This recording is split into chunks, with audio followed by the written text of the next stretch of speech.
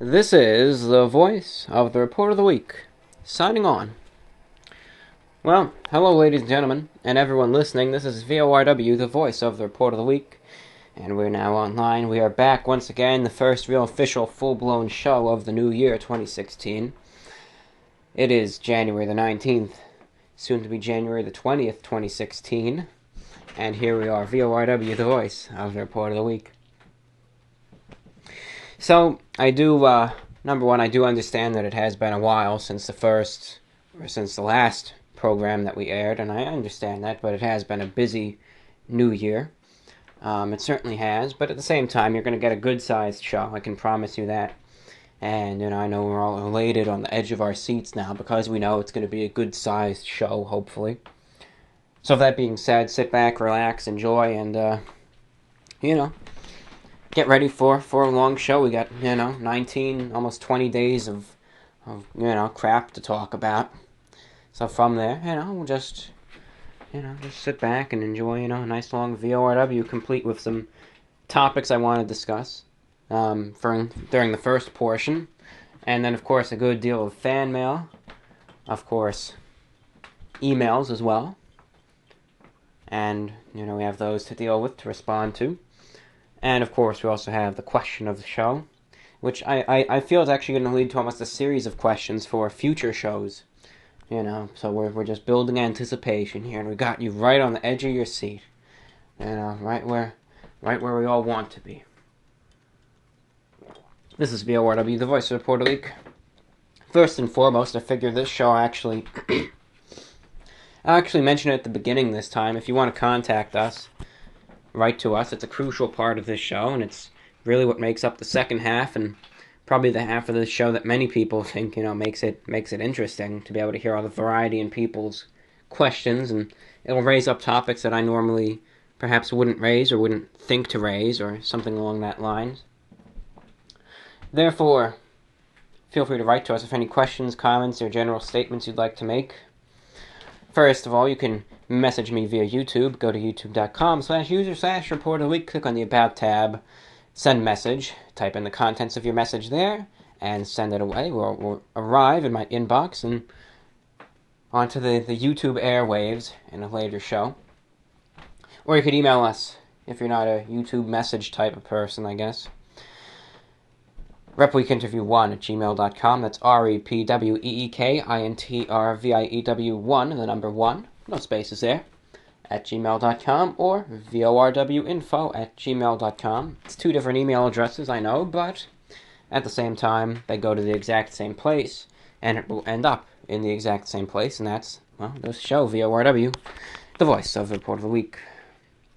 So first and foremost, before we delve into fan mail, we have a few topics that I want to discuss on my own.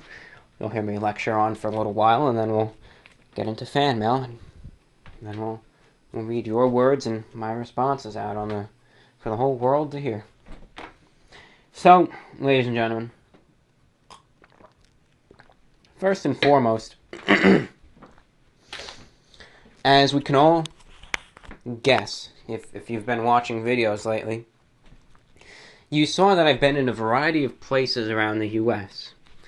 We all know that normally I stay confined to the north, the northeast, we'll say. Review bra land, right? But lately, I was at Cookout and Bojangles, which, they aren't up in Review bra land, and then I threw a real curveball at everyone. I was at In-N-Out Burger. And we thought, well, Review bra, first you seemed like you were in the southeast, and now you're on the west coast. Whew! Wow, you're getting around, my friend. And yes, I did go to In-N-Out Burger. Went to California, had an In-N-Out Burger, went back home. And that's all I did. Went out to Cali, as they call it. Literally went out there, got my In-N-Out Burger, and went home. And for those of you who were curious as to the location, and at this point I don't care, it was the In-N-Out Burger, as some had predicted, the one by LAX. I was there, so who knows? Perhaps some of you can breathe a sigh of relief and say, yeah, I was within a half mile of them. Whew. But I was at In-N-Out Burger. And, In-N-Out Burger is is an establishment that people wanted me to review for a long time. You know, people, even before the channel blew up, believe it or not, almost 3 years ago literally to the day. You know, 3 years ago to the day, this channel was just gaining its first attention on Reddit and the like. January 20th, 2013 was the day, a day that I always remember. It was a very significant day in my life. It was, you know. This YouTube channel, when it blew up, you know, it really suddenly became something, instead of something I just did, to really something that I devoted now in you know, a tremendous amount of time to. And just absolutely outstanding. Many of the beautiful things which had come from it, you know, and I would have said, you know, who would have guessed that just a YouTube channel, you know, could have such a significant role in one's life, but it's the truth. It really is. So, even before then, though, you know, I had gotten many requests for In-N-Out Burger. I mean, it is an iconic place, you know. I myself, even though I'd never been to In-N-Out Burger before, I'd known of it. You know, I'd known of In-N-Out Burger. I knew what it was. I didn't know what it tasted like, obviously. There's no way you could tell. You know, because it's a West Coast thing. I don't know if it's just because maybe the supplier they use just can't, you know, go that far without it being, you know, having the freshness compromised, or maybe they just choose to have it on the West Coast kind of as their, you know, as their selling point. I mean, I don't know. I know that the East Coast has White Castle, and the West Coast has In-N-Out. That's a real big, yeah, look at us, we got White Castle. Beat that. You know, forget it. It's not even a selling point at all for the East Coast. It's a shame, really. But nonetheless, you know, I don't go to California much. Actually, this is the only time I've ever been to California. And, you know, because of that, you know, In-N-Out Burger was something that I had wanted to try for a long time, but just never had the opportunity to do. I thought, yeah, well, maybe one day I'll get that chance. And, you know, very recently now I was able to finally try it. And I have to say, I was not disappointed. I was not disappointed at all. I mean, does it beat out Five Guys? That's tough to say, but it certainly has its benefits. I don't know if I'd say it beats out Five Guys. I really wouldn't necessarily say that. But for the price, it sure does. So looking at it specifically from a financial and numerical standpoint, I mean, a burger from, you know, Five Guys it's you know, what, in like the $5 to $8 range, even more sometimes. I remember one time there was like some burger and fries I got for 11 something from Five Guys. I know it was a lot of money for you know, just a burger and fries. But at In-N-Out, you know, I think the burger itself was like $3.70 or something. You know, the whole meal was very cheap. Very cheap. And that, I will say, is a very significant plus. Very significant plus. Are there better burgers? Perhaps, but it's definitely up there. It's definitely in the top tier of fast food burgers. That's for sure. That's for sure. It's in the top tier, and for the price, it is, I'd say, probably maybe number 2 for fast food. In terms of, you know, taste and everything else, but in terms of price, it's probably number 1 for the quality you're getting in the burger world, you know? I mean, it's a very renowned place, and I wish they were on the East Coast, you know, but maybe they have their reasons, maybe they're just being jerks, who can say, right? On the topic of food and California, I was in LAX, and if there's anyone who's not familiar with what LAX is, it's a very famous international airport located in Los Angeles, California. It's a very massive airport, should I say.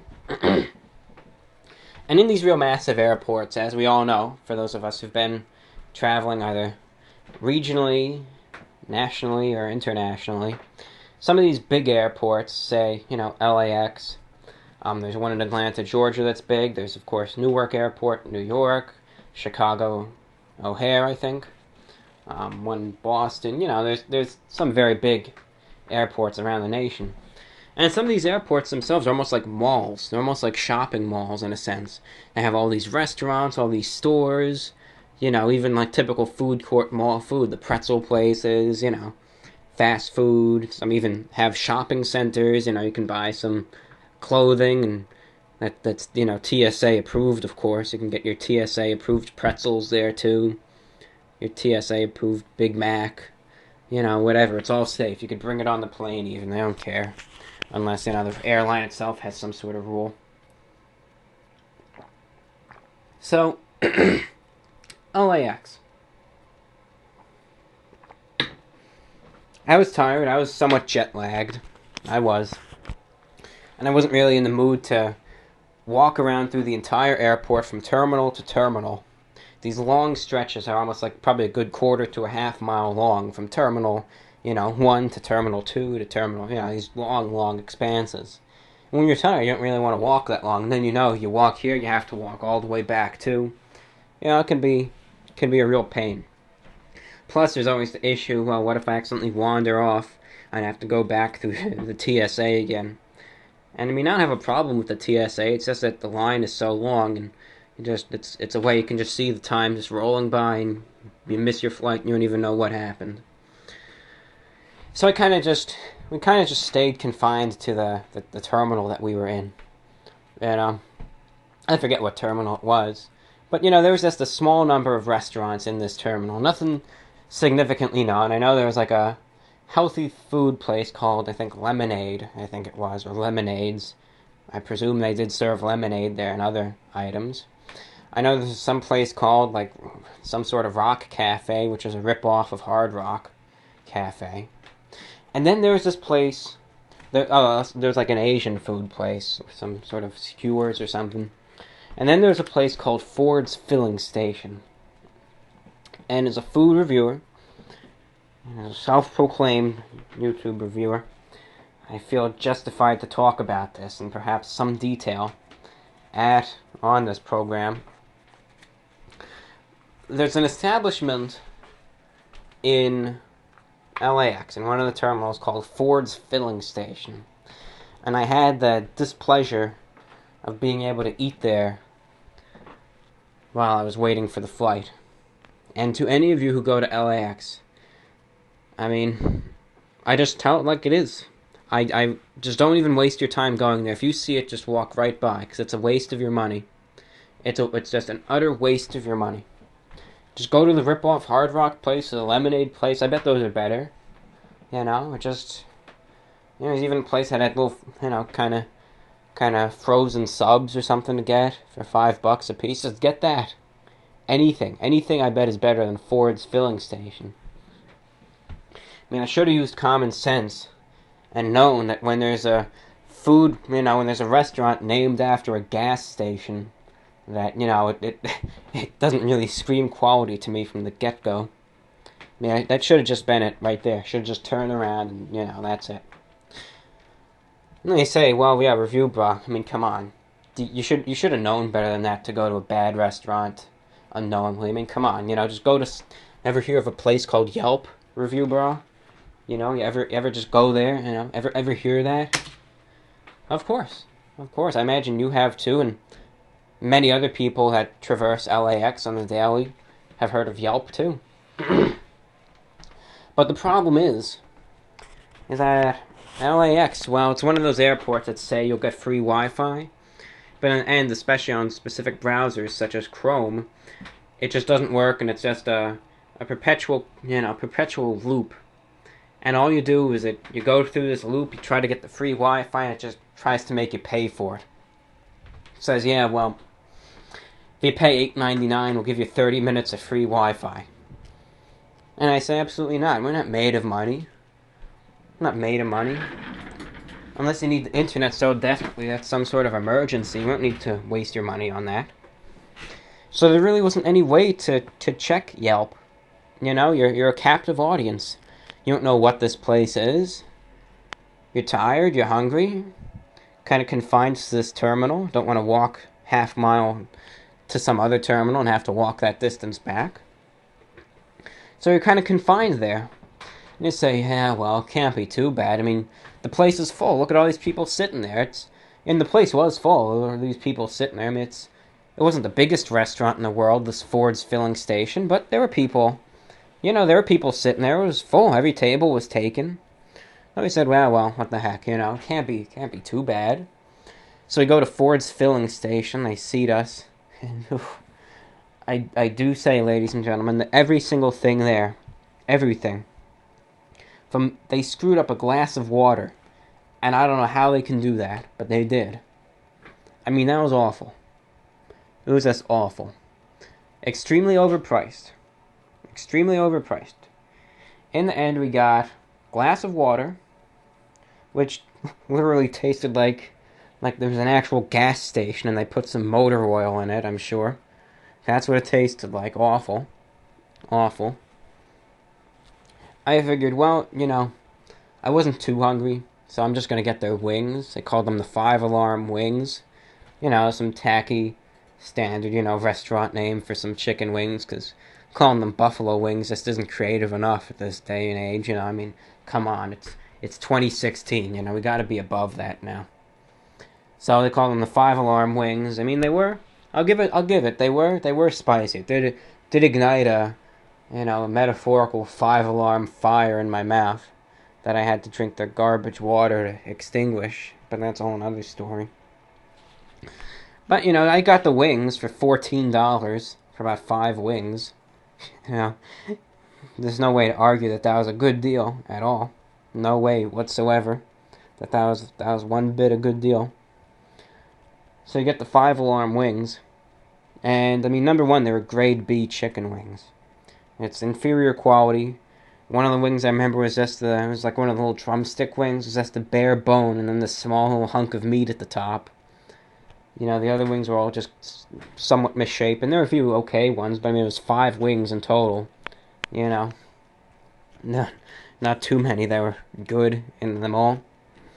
The sauce itself looked absolutely disgusting. It looked like an animal perhaps defecated on the chicken, and that was the sauce.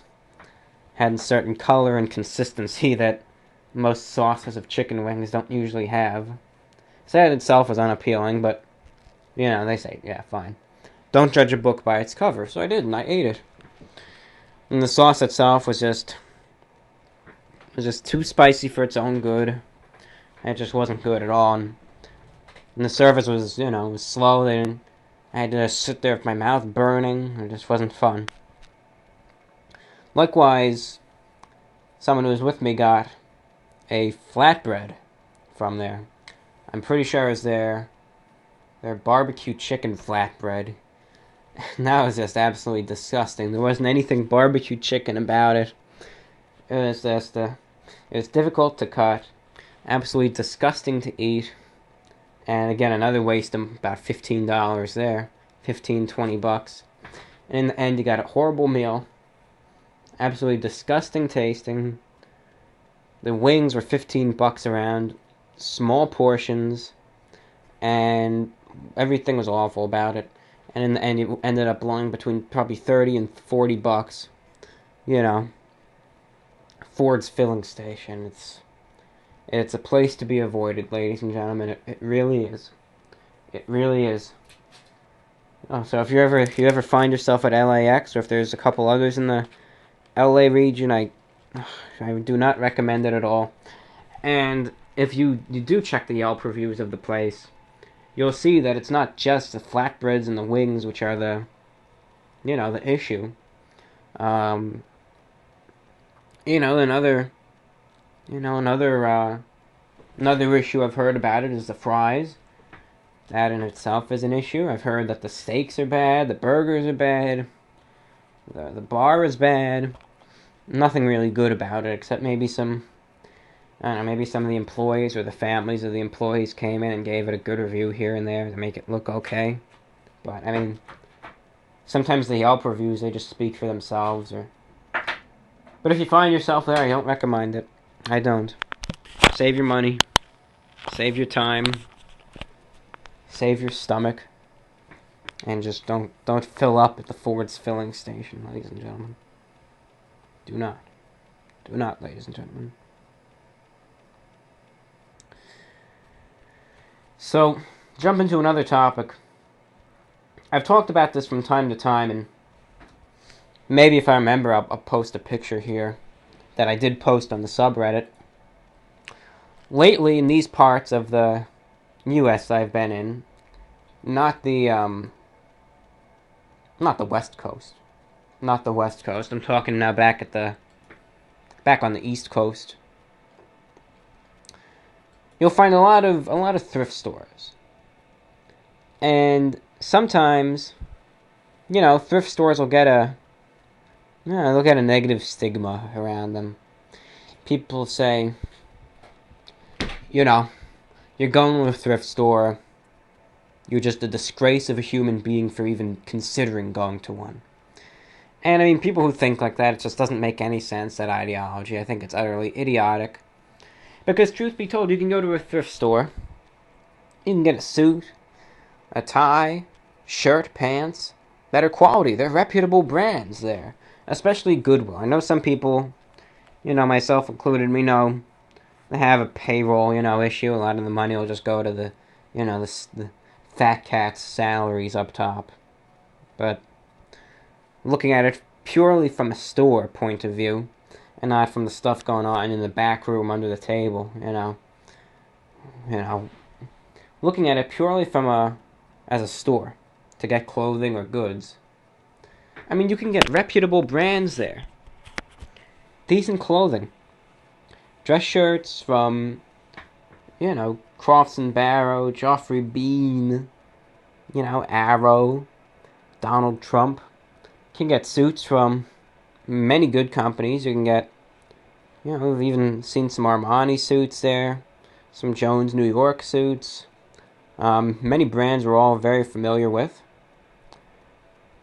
You can get ties from good companies. You can get pants from, even Brooks Brothers, Ralph Lauren. You can get polo shirts from Ralph Lauren.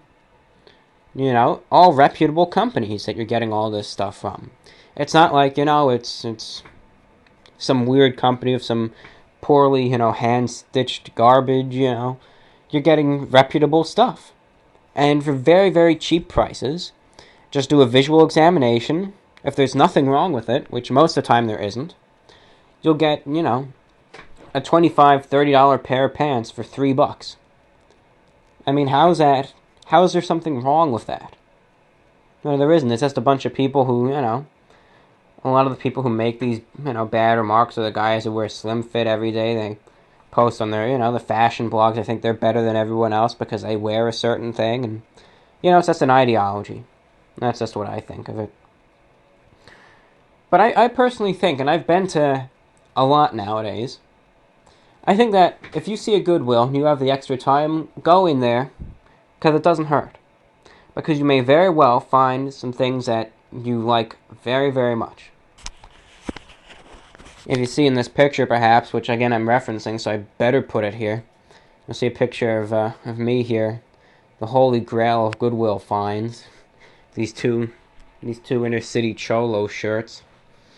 I'm standing next to. Those are some real winners. But you find some very amusing things at the Goodwill. But I mean, I myself have recently found some good things at the Goodwill that you'll see in future videos. I found for, $3? I found a Donald Trump shirt. Have your opinions on Donald Trump, whether you want him to be the next president or not. If you think he'll make America great again or otherwise.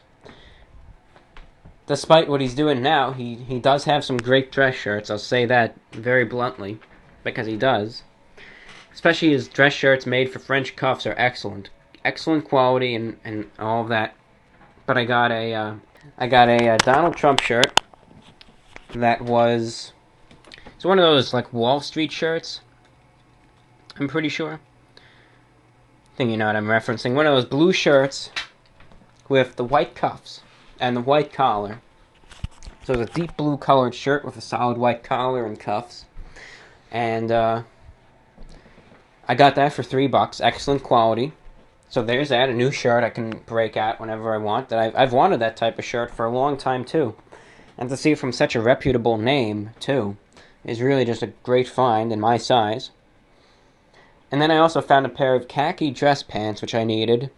Very traditional, wide-legged, pleated, creased, and cuffed. You know, just how I like it. And that was from Brooks Brothers, which is, again, another very reputable name. And that was for, $3 too. Both of them perfect conditions, no stains, no holes, no blood stains, no graffiti on the shirts. And I don't know why there would be in the first place. But, just to say, I mean, you can find some great stuff for very, very cheap prices. And it's just something I think that, again, if given the chance, should just be considered. That's what I think, at least. Just consider it. You got the time? Give it a go. Give it a go.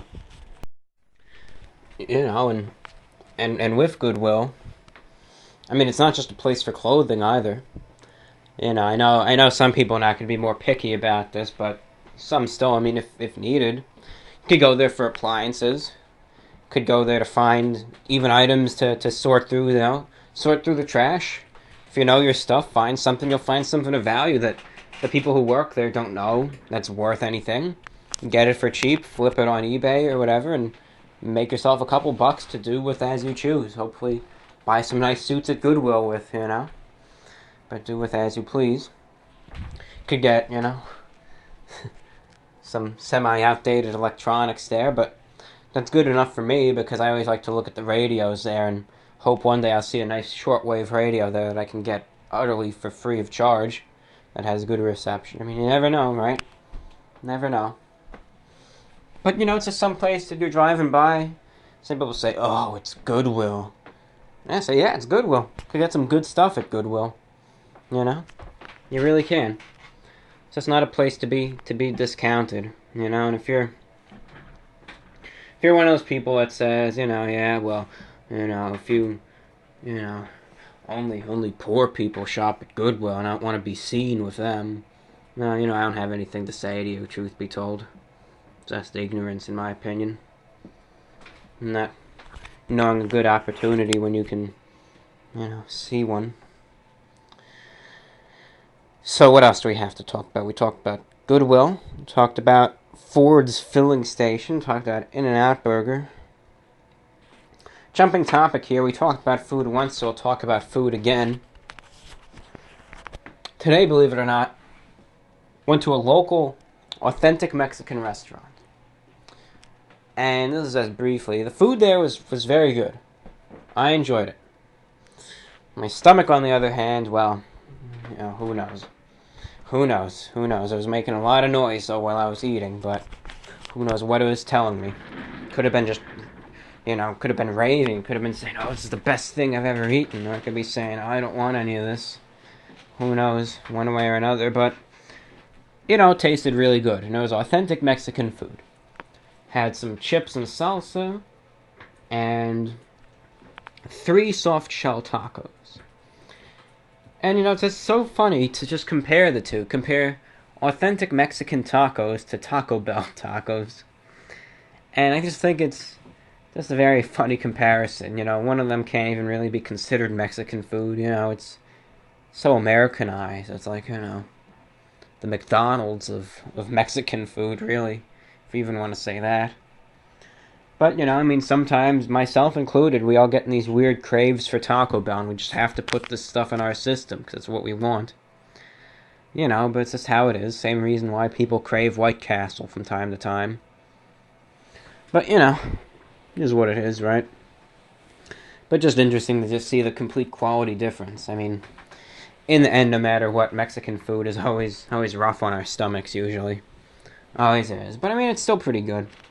Still pretty good. And it's just interesting to see the complete and total quality difference from, authentic small Mexican place to the big boys, which are just, you can't even really call the beef that's in their beef tacos. You can't even really call it real beef. I think it's like 25% actual meat and 75% filler. Some disgusting ratio that, I never keep in my mind whenever I eat a Taco Bell taco. I just say, yeah, don't think about it, just eat the taco. Just eat the taco, put the nice fire sauce on it, and just indulge. And just pretend that never happened. And it works for me. I'm able to block it out and I'm able to eat the taco. At least it's cheap. I'll give it that. Those $1 loaded grillers, I don't know if they have them anymore. I know one place that still did. Those were great. That I will commend Taco Bell on. For $1, especially the ghost pepper griller. For $1, that thing was excellent. I will say that. I mean, that's actually one of the best things I've ever had there, truth be told. For $1, you're getting actually a good little grab-and-go snack. So that I can't bash them on. I can't at all. I really can't. But it's just interesting to see the differences, in taste and quality and the like. Price, too, of course. Between authentic Mexican food and Taco Bell. That's interesting. And then the last thing I have to say before we move to the next part of our show, where we'll talk about the YouTube channel itself, get to overview the videos I've produced since the last VORW, and then after that we jump into fan mail and letters and such, and then we wrap things up, shut it down, and get it up for you. Probably on the 20th, early morning hours, I'll say that. It's just an interesting thing to think about, just some food for thought. It's a use of shortwave radio, which most people never even think of. Every single time you see a commercial airliner at the airport, maybe you're riding in one, perhaps you see the little contrails, or for those conspiracy theorists, the chemtrails in the skies above us, whatever it may be. You see those, you see planes every day, tons of them. Is that every single plane, especially commercial airliners, be it United, Delta, American, British Airlines, all those, all of those airlines have a shortwave radio built in that the pilots use. And I think that's something that's very interesting, a usage of shortwave that most people never think of. They always think of, the old grandpa tinkering with the radio set. A lot of people, when they think of shortwave or ham radio, but it's a very practical everyday usage of it, which really keeps things moving in the whole aviation and transportation industry that people just never think of. Earlier this evening, before I began recording, I was listening to the shortwave, and I was listening to some of the commercial airliners using the shortwave frequencies. They're able to talk to the control tower in the airports, and they're asking to change altitudes and about conditions and everything in between. It was very interesting to hear all the different pilots talking with their own issues and requests and everything in between, utilizing the shortwave bands, because especially if they're flying over very rural areas or flying over the oceans, there's no local frequencies or repeaters or airports that they could contact. There's nothing there. So they use shortwave radio, different shortwave frequencies based on the time of day. If it's during the daytime, they'll use higher frequencies. If it's at night, it's lower frequencies, because that's how they propagate. You can save that for a whole other lecture right there. But, they utilize these frequencies to communicate long distances with the airports, to transmit and receive vital information. Weather conditions, if there's turbulence, if there's traffic, they need a better altitude, headwind speed, all of that, Plus, if God forbid something bad happens on the plane while they're in flight, they need a way to transmit that to the airports, either get, authorities on the ground or, medical support or whatever it may be. They utilize the shortwave bands for all that in certain areas. So it's very interesting to see. I mean, there's even shortwave stations called VORW, It's VOLMET.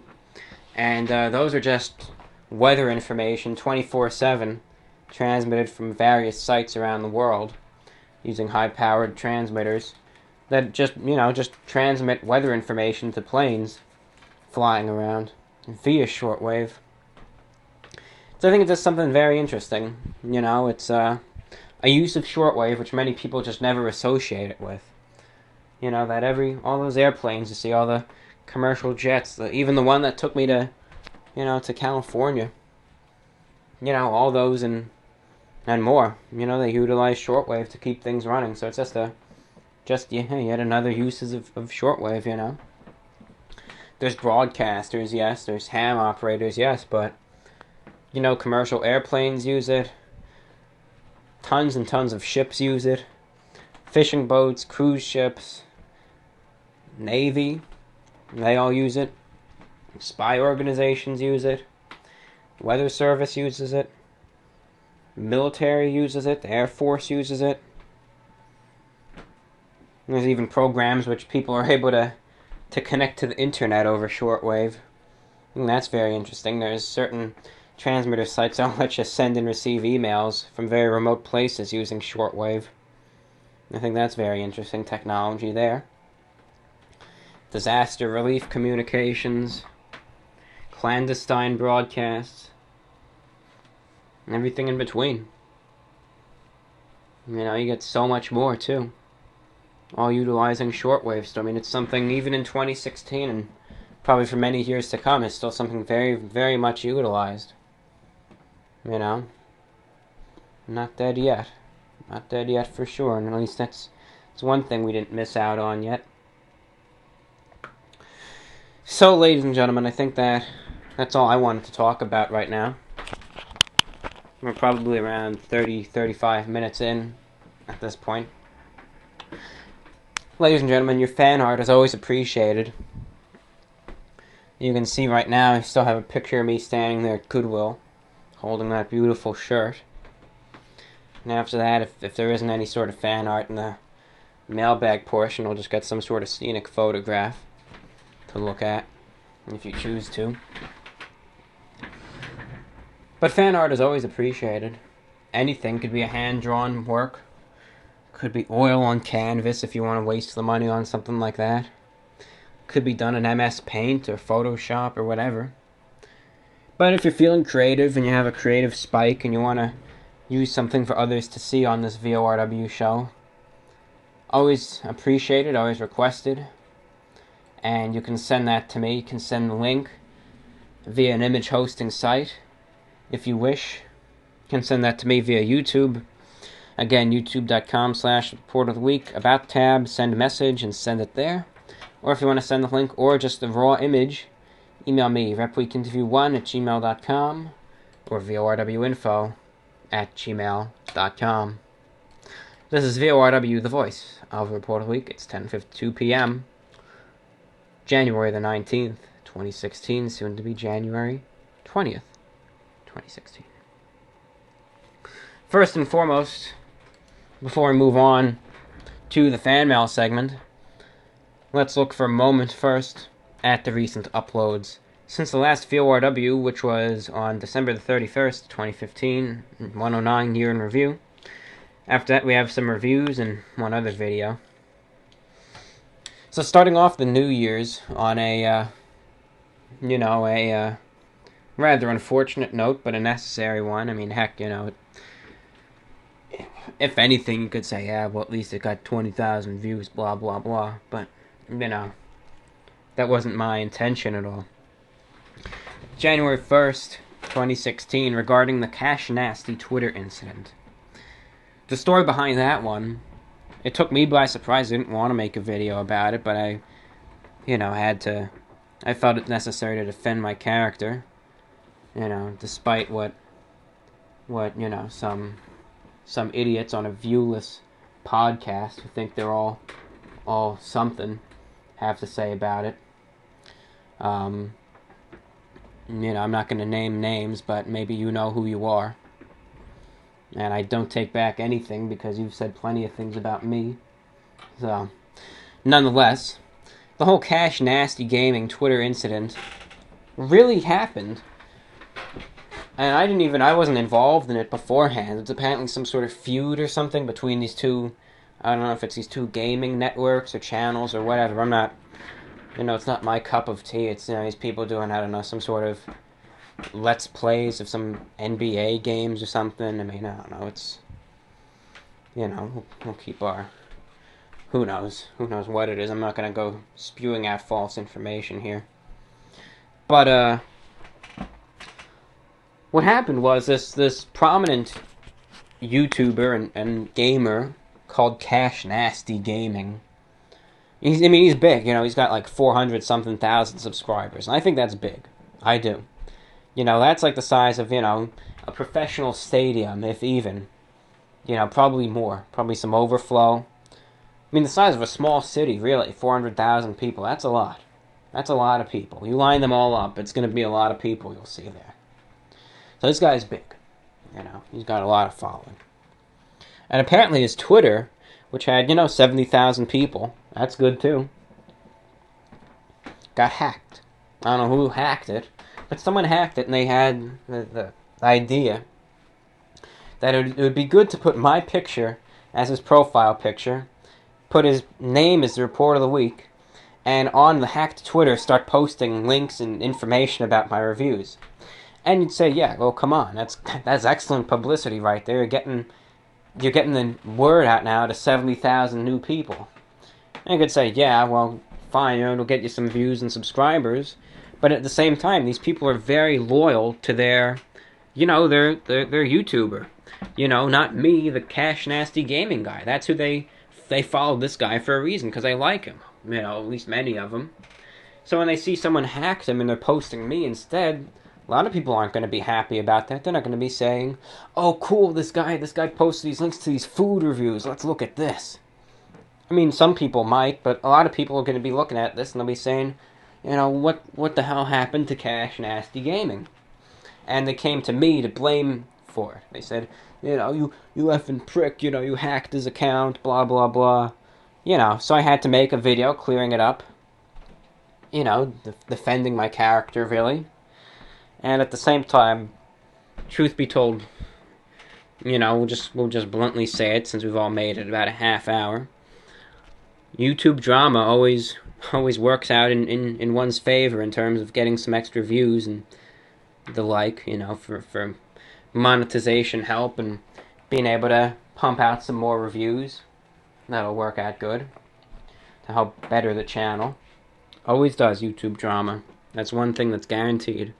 Not a thing I like to really get myself involved with, but always has some of its benefits, at least.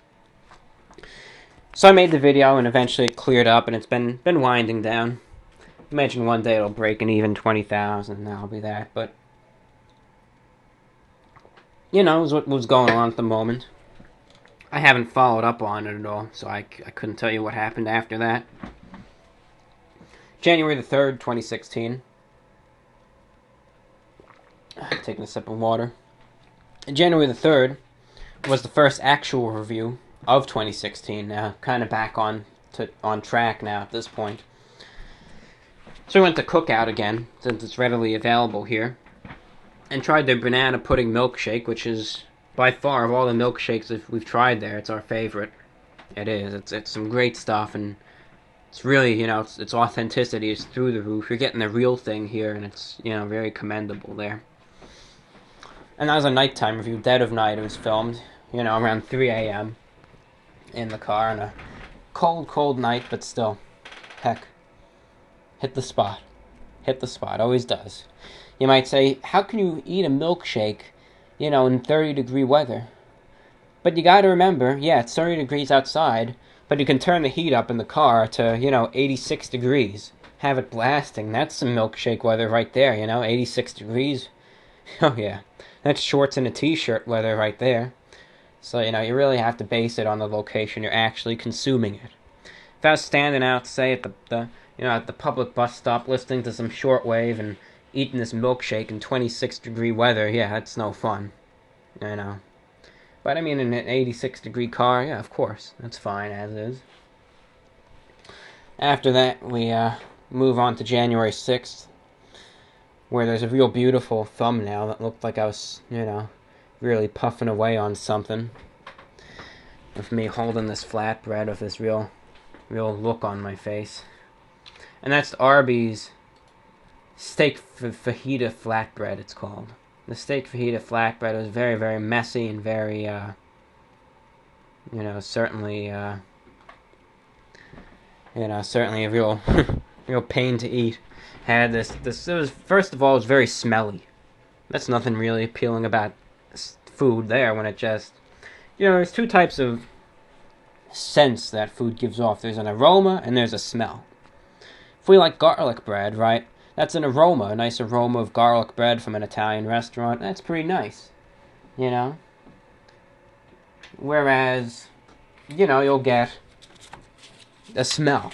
And that's what this steak fajita flatbread really smelled like. It stinks. It's unappealing. It's just, it's a real turn off. And you say, well, why should I eat it when it has such a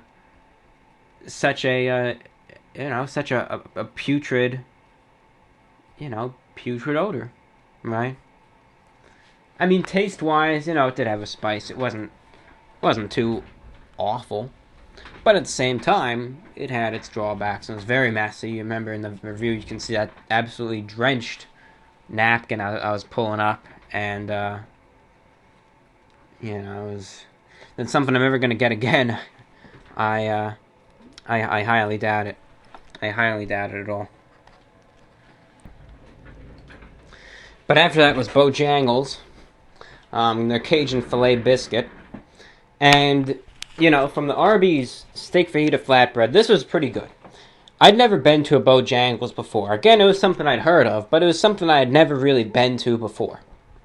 Okay, I've heard of it. Never been there before, though. Never have. So therefore, it was good.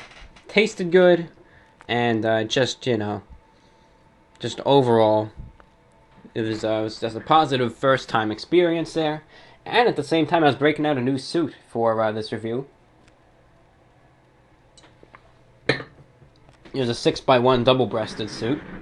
A nice old style that I like very much. It's probably my favorite type of suit. Seldom seen nowadays. Seldom worn, too. But there's still a few holdouts here and there who wear those suits. These old 6x1 double-breasted suits. They were very popular in the 1980s and 90s. And you'll still see a few nowadays, but very few. I myself wear them quite regularly. Though today I'm wearing my blue pinstripe suit with a white shirt and a blue tie and some blue socks. Blue and white socks. But, it's somewhat worn. Still is. So, after that, these next series of reviews, these next two were pretty unexpected, but people liked them. First was Chick-fil-A chicken sandwich, which people really liked. Because people, along with In-N-Out Burger, people wanted me to review Chick-fil-A. They wanted me to try Chick-fil-A from the beginning, and I finally did that. So Chick-fil-A and then In-N-Out Burger back-to-back really got people. But it was great. Chick-fil-A. Excellent sandwich. Another nighttime car review. But the Chick-fil-A chicken sandwich was excellent. I enjoyed it greatly. And, believe it or not, I've actually taken a liking to these Chick-fil-A chicken sandwiches myself. I have. I've taken a liking to them. The last few days I've been going to Chick-fil-A. Today, actually, believe it or not, after I had the Mexican food, I actually got a Chick-fil-A sandwich. And I enjoyed that as a little snack. Went to the drive-thru and got it. And the night before that, I actually got 2 Chick-fil-A sandwiches. And I enjoyed those as my dinner. I gotta say, for such a simple sandwich, just a chicken and the pickles, I mean, it's excellent. I mean, it is. I gotta give Chick-fil-A credit. they know how to make a chicken sandwich. I'll say that. Putting any differences aside, and from a pure standpoint of some place you just want to get a chicken sandwich from, Chick-fil-A is great. That's it. And of course, now 3 days ago, the iconic In-N-Out Burger review, Double Double it is, filmed on location at near LAX in Los Angeles. Can hear the jet aircraft not taking off, really coming down for a landing. This is the I was at the In-N-Out Burger on I think it's called Sepulveda Boulevard. I think that's the one it is. Sepulveda. I don't know my names, but I think that was the one. It's the one right near LAX. Could probably find many pictures of it. I mean, the place was packed. I gotta say, people over there, they love their In-N-Out Burger. For good reason, too. But this place was packed. I mean, you walked in there, number one, there's a line of cars that's it was going so far down the road, wrapped around the building and just going down the road. That was crazy in itself. The line in the building was just wrapped around and around. There must have been probably a couple hundred people inside this small In-N-Out Burger. I was surprised no one recognized me, but, was able to just go in, get my burger, get back to the car, sit down, and review. So I was able to do that, without any interruptions or anything. So there's that. And then most recently, of course, a disappointment from KFC. It's their KFC Nashville hot chicken, which they claimed with much audacity to say this is the best chicken sandwich you're ever going to eat. And it wasn't, of course. Far from it. But it's what they claimed. And it was not. Alas. But KFC's been going downhill. Anyways. Unfortunately. That's all we got for you. This is VORW, the voice of the Report of the Week. Second half of our show begins right now. This is VORW, the voice of the Report of the Week. And this is the second half of our program now, the Mailbag Show.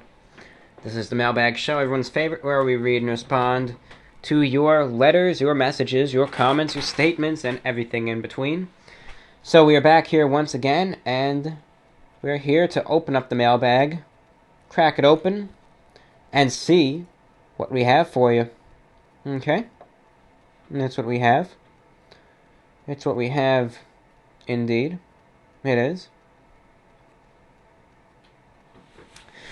So we'll start off here. But first, we have a question for you. This is the question which will be answered by you, of course, if you wish. And it will be responded to in the next VORW show, which we'll get to you, I imagine, by next week. I'm going to start pumping them out more frequently now, so get ready for that. Be good for us VORW listeners and perhaps creators, right? So, the question for this VORW is as follows. The question I have for you is, since we were talking about burgers, I might have asked this last year, but it's been long enough, I figure. This question is about burgers, okay? In your opinion,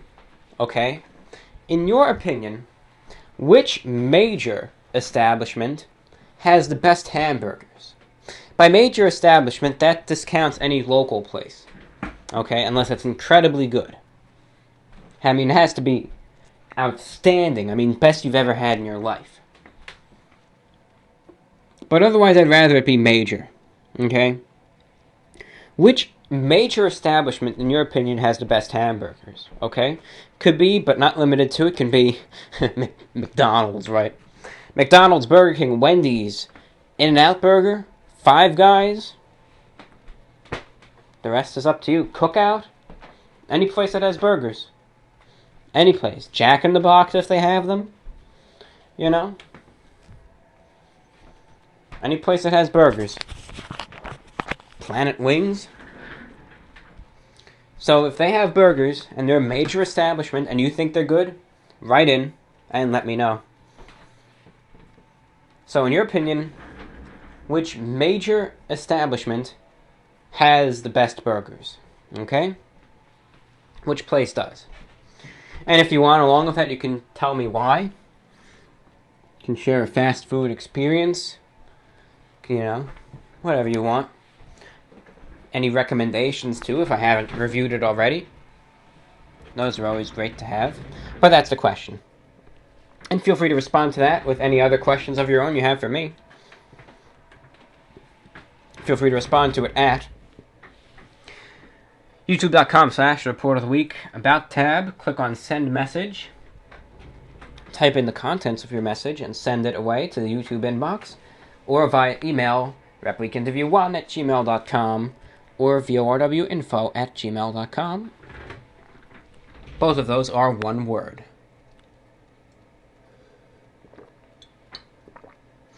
To begin, and if we miss your message, let me know politely so, as an adult human being should, and I will gladly respond to it with priority in the next VORW. To blatantly say it, I treat you like an adult. I do. You whine to me and say, F you, Report of the Week, you didn't read my message. Well, chances are I'm not going to read it again. It's not going to be reread or, it's not going to be responded to or anything. I'm not going to apologize and read it, But if you say, hey, you missed my message, and just let me know what it was, I'll get to it. You can count on it. Sometimes I need reminding, but I'll get to it, I can guarantee you. And speaking of messages from a regular writer, hello. Thank you for the advice regarding places to buy clothing. I'll give eBay a better chance. Thrift stores are already something I visit every now and again, and I've managed to find a few very nice ties. The problem with these stores here is that many items, including clothing, are in very poor condition, or just low-quality, cheap items. Sometimes high-quality, brand-new clothing can be found if you're lucky. Yep, and that's just what we said pretty much earlier in the show. I can also appreciate the commentary on the previously mentioned individual's fashion sense. I feel like what you said may have spoken to him at least a little. Regarding last show's question, I can't say that 2015 was an overly positive year. Between many bad and worrying things going on around the world, and some of my personal problems, things are far from perfect. Maybe 2016 will bring sudden improvement, but I'm not counting on it. Only time will tell. I also have a question regarding your food preferences. What are your personal preferences in terms of deep-fried foods? Do you find certain food to be too greasy and difficult to digest to enjoy? What would be some examples and your limits as to what's acceptable? As I currently reside in Scotland, which is a country partially responsible for America's more notorious cuisine, I'm often exposed to some infamously unhealthy and strange, to foreigners, fast food dishes. Some examples include deep-fried, battered Mars bars, and the artery-clogging Pizza Crunch, which is deep-fried pizza in batter. As these things are widely available here, I feel like I should take up the responsibility of personally reviewing some Scottish fast food, things that I normally avoid and fear. Well, thank you very much for writing, sir. Always great to have you here. Regular writer who's been with us for a while.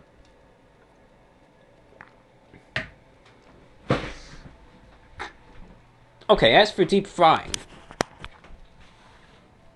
what I have a problem with is things like if you've watched, the KFC Nashville chicken, where it's just oil-based, okay? And that, I think, is a problem. In terms of health, yes, but also in terms of stain-wise.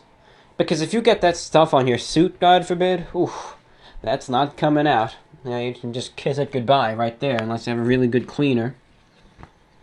I mean, those things are just a pain. It's awful. So that's one thing. Another thing that can be a little too fattening, in my opinion, is getting the whole mixed plate from Long John Silver's. Okay, that's a place over here that serves some chicken and some fish, too. And if you remember in the review that I did for them, I got the whole deal. I got the hush puppies, I got the chicken and the fish, and the little crumbs that we all know and love. And it says that after that, it's so much fried food consolidated into one sitting in such a short period of time. Kind of made me feel a little weird. That's one example I can think of right now. I'm sure there's many more too, but that's just one of the more noteworthy ones. Thank you for writing. And I hope 2016 is a good year for you, my friend. Hey, Review Bra. I love your videos. I've seen you do some Mountain Dew stuff, but have you ever considered making a video about Mountain Dew Baja Blast? Also, there's a soft drink from my home country, Scotland, called Iron Brew. It's very unusual, but I believe some American retailers stock it. And if you can get a hold of some, I would be very interested to hear an American's opinion of the beverage, because there's nothing else that tastes similar to it. Regards and keep up the good work from Noontide. Mountain Dew Baja Blast. Let's see this. Let's look it up. Let's see what it is. That's interesting looking. It's a neat color. Almost like a greenish teal. If I can get my hands on it, right? An Iron Brew. People have recommended that to me in the past, so it's something of curiosity. Iron Brew, I guess. Iron Brew. Right. If I can get it, again, if I can get my hands on it, we'll see. I know I've tried a drink called Lucasade, I think. Yeah, Lucasade. I know that's a pretty popular overseas drink. But, anyway. Thank you for the requests. And we'll see what we can do about those in due time. Greetings and Happy New Year, the Report of the Week. I had a question for you. I know that you are fond of taking late-night walks. Have you ever been hassled by the cops or anyone else when you've been out late at night? One of my friends was taking a similar walk to yours and was stopped by the police to make sure he wasn't drunk and on drugs. Have you ever encountered a similar problem? Keep up the great reviews. Believe it or not, one time I got stopped by the cops. Unfortunately, perhaps I was due to profiling. I can't put myself in the police officer's shoes, but I was taking a walk late one night, and I was, just out wearing a shirt and tie, I was taking a walk, and the police officer, it was around 3:30 a.m., and the police officer drove by and stopped, and he just said,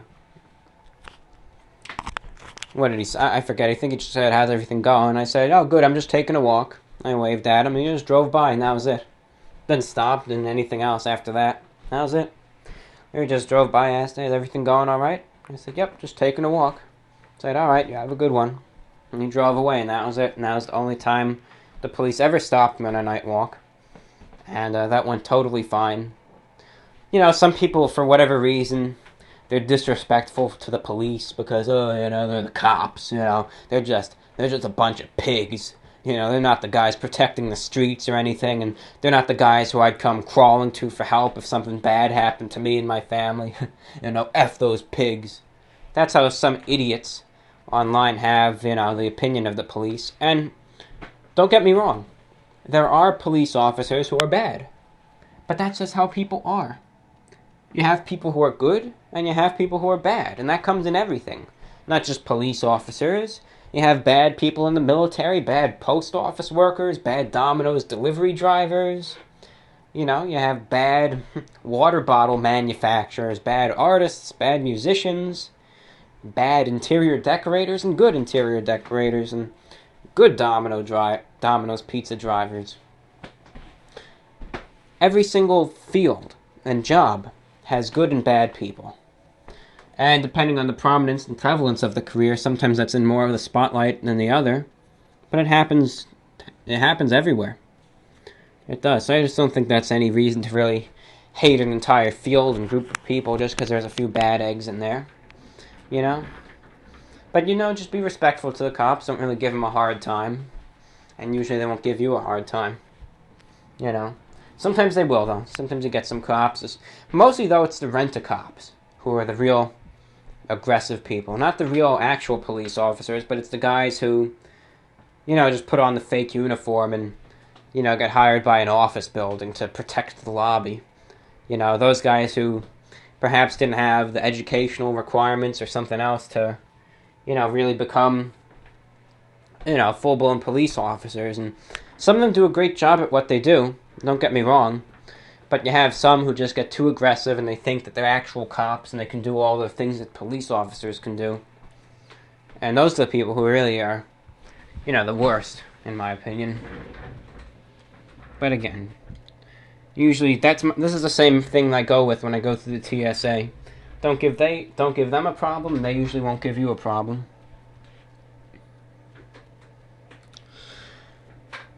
Hey, Review Bro. I'm a recent fan and just wanted to say that listening to the VORW show is something that's been helping me out. I have severe anxiety and depression, and having your show on while I do things really helps me relax, which I'm rarely capable of. I was wondering if you would ever be interested in doing more coffee or even tea reviews. I don't know how many people would be interested in that, but I definitely would be. I've been trying to stop eating a lot of fast food, but I still love watching your reviews regardless. Another thing I wanted to mention was that there's a video game called the Talos Principle. I know you've said you've stopped playing games years ago, but I thought I'd throw this one out because it's something different from the norm. Oh, it's a puzzle game with a heavy focus on philosophy and has no combat or violence whatsoever. Even if you're not interested, I hope that one of your listeners might be, since I think the game deserves a lot more attention than it received, if this gets read. Well, it is being read. And the game is called the TALOS Principle, PRINCIPLE. Again, that's TALOS, the Talos or Talos Principle. Last thing I wanted to ask you is if you had any advice for me. I've been making music for the last few years, but I dislike what I make so much that I can never bring myself to finish a single song. I have no idea if you have any musical background, so I can only ask how you are able to keep yourself motivated to do something that you really want to achieve.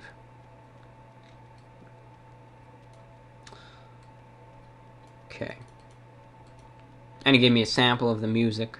The only reason I'm not going to play it is just, YouTube is really, really funny with music. I hope you understand. But, I just want to make sure this video is open for everyone to be able to listen to. And the last few times I've played music on this show, YouTube has been a little mean to the people in Germany who want to listen to their VORW. So, here's how I keep somewhat motivated to do something. And here's my tips for you. Sometimes I'll give you one that's ethical and orthodox, and I'll give you one that's somewhat unorthodox. It means to keep yourself motivated, because this isn't something that the motivational speakers will normally tell you. Number one, standard. Think about anyone who you're doing this for, okay? Who you're making this music for. Same thing, like when I write, like I'm working on a story right now, Regression of Life. Maybe you've heard it. I read it a little bit on the VORW earlier. And I actually wrote some as of late. I added about 5 pages, so now I got it from 15 to 20 pages now. So I've been writing it, so I've been adding more dialogue and lines and everything to it. And I keep myself motivated for that, to do reviews, and to even work on this VORW right now for the people who may end up enjoying it. I do it for, for the listeners and the viewers and the readers maybe even. So you gotta find people who are interested in it. You gotta say, well, who am I making this music for? Say my friend, my family, I don't know, my significant other, my groupies, my, fans, whatever it may be. Whoever you're making this music for, even for yourself, say, listen, if I do this, I'm gonna have an awesome song out of it. You just gotta tell yourself that. Otherwise, here's the other way you can try to get yourself motivated. If you're making money from it, just tell yourself over and over, if I do this, I'm going to have more cash than I started with. And a lot of people will say, yeah, well, it's not good to look at something from a money perspective. Do it for some other reason than the money. But if you really want to do something, just tell yourself that. Say, if I do it, I'm going to be $100 richer than I was before. Yeah, $100 may not be too much in some cases, but hey, it'll get me a real nice dinner. It'll get me that, that new edition for for whatever, this software I wanted to make this music, or even this instrument I wanted, if it's, whatever it may be. I want to buy this really nice, this nice blue wide lapel suit and matching tie. Tell yourself, if I'm going to get money from it, I look forward to getting that money, either maybe saving it up or being able to indulge and treat yourself. So, that's what I have to say in regards of that. Thank you for writing. And it's my pleasure that this show is able to help you out.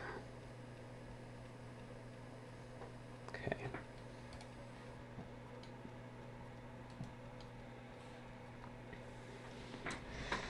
Hey, Reviewer, I've been subscribed to you for about 2 to 3 years now, and I really enjoy your reviews. You came to my awareness from a podcast called Yeah, Dude, and they highlighted your review of Cocaine Energy Drink. I have a suggestion, which I'm sure you get hundreds of, for an energy drink. Maybe at some point, if you're feeling old school, you want to do an energy drink review, you can try a drink called Viso. Mainly a West Coast thing, but you can order 12 packs of it on their website. It's called Drink Viso. That's drinkviso.com. Let's check this site out here. See what this website has. Viso energy drink. So, it's got some bright colors. This says, this is Viso. It's got someone with some paint on their face. Guess that's symbolic of the drinks itself. There's the green drink called Vigor. And the person has some matching green paint on her face. And the purple one comes with the model with the purple paint. And it's interesting little theme they got going. This person's got this, I don't know what color that is. It's like a lavender called Ecstasy. And they have a whole little ring of paint around their face. She's got it on her forehead, going down the side, the chin fully immersed. Going back up, got some paint dripping down her nose there. What else we have?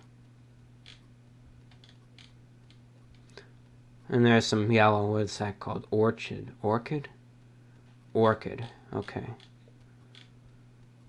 And this person's got some orange paint called Star, I think. They're all different flavors, it looks like. I'm just looking at the advertising they got. Could check it out too, drinkviso.com. She's got orange paint on her neck and jawline. Wonder how much these people got paid to do this. I wonder. Doesn't look like a hard job. I mean, let's say, yeah, just stand there, get made up, look good. We'll put some washable paint on you and we'll give you some money for it. Wonder how much they make. I wonder. I couldn't do something like that. Put my face there, drink wouldn't sell at all, I'll tell you that. Can get your Viso swag. Anyways, back to the message. The drinks that they have, which they call energy drinks, have 300 milligrams caffeine per bottle. That's a good amount. They have a variety of flavors. My favorite is called Dynamo. Let's look. Dynamo. Where is that? Which color is that? That's the purple one. Okay.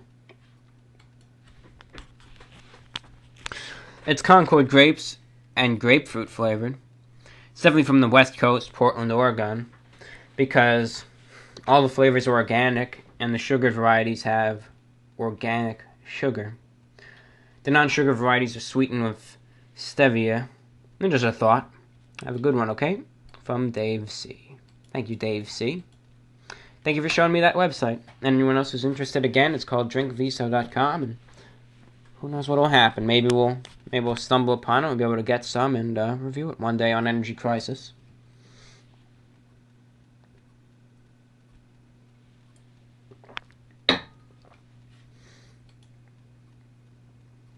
Okay. Hello, Report of the Week. I'm a fan of your fast food reviews and your VORW shows where you talk about fan mail. I'd like to let you know that I have seen all of your shows thus far, and I enjoy them. I generally listen to them while studying for university or playing a strategy PC game while having the sound muted. It's a good way to pass the time and an enjoyable listening experience. Hope you don't mind if I have several questions for you that you can answer in your next few, whatever you know. Not at all. It's my pleasure. Number 1, what is your favorite frozen pizza item, and have you ever reviewed it? I have 2 favorites, and I've reviewed both of them. My number 1 favorite is the standard rising crust pepperoni pizza from Red Baron. Great pizza, and there's just something about the whole pizza overall it's very good. No real frozen pizza is able to match restaurant quality, no matter what DiGiorno says. But it's pretty good. It's one of the top tier frozen pizzas out there. Okay, it is.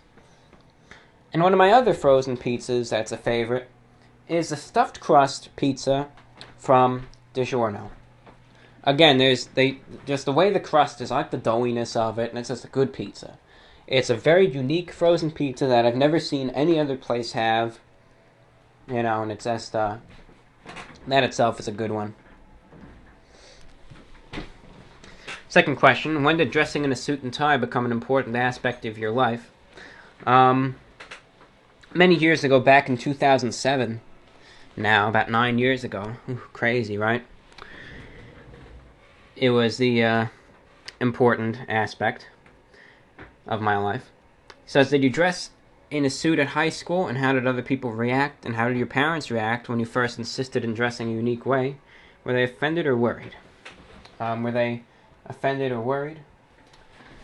I dressed in a suit and tie throughout my entirety of high school, and I believe it or not, I wasn't really criticized at all. I wasn't. I mean, yeah, people say things about your back, but who cares? I didn't say it to my face, so out of sight, out of mind, right?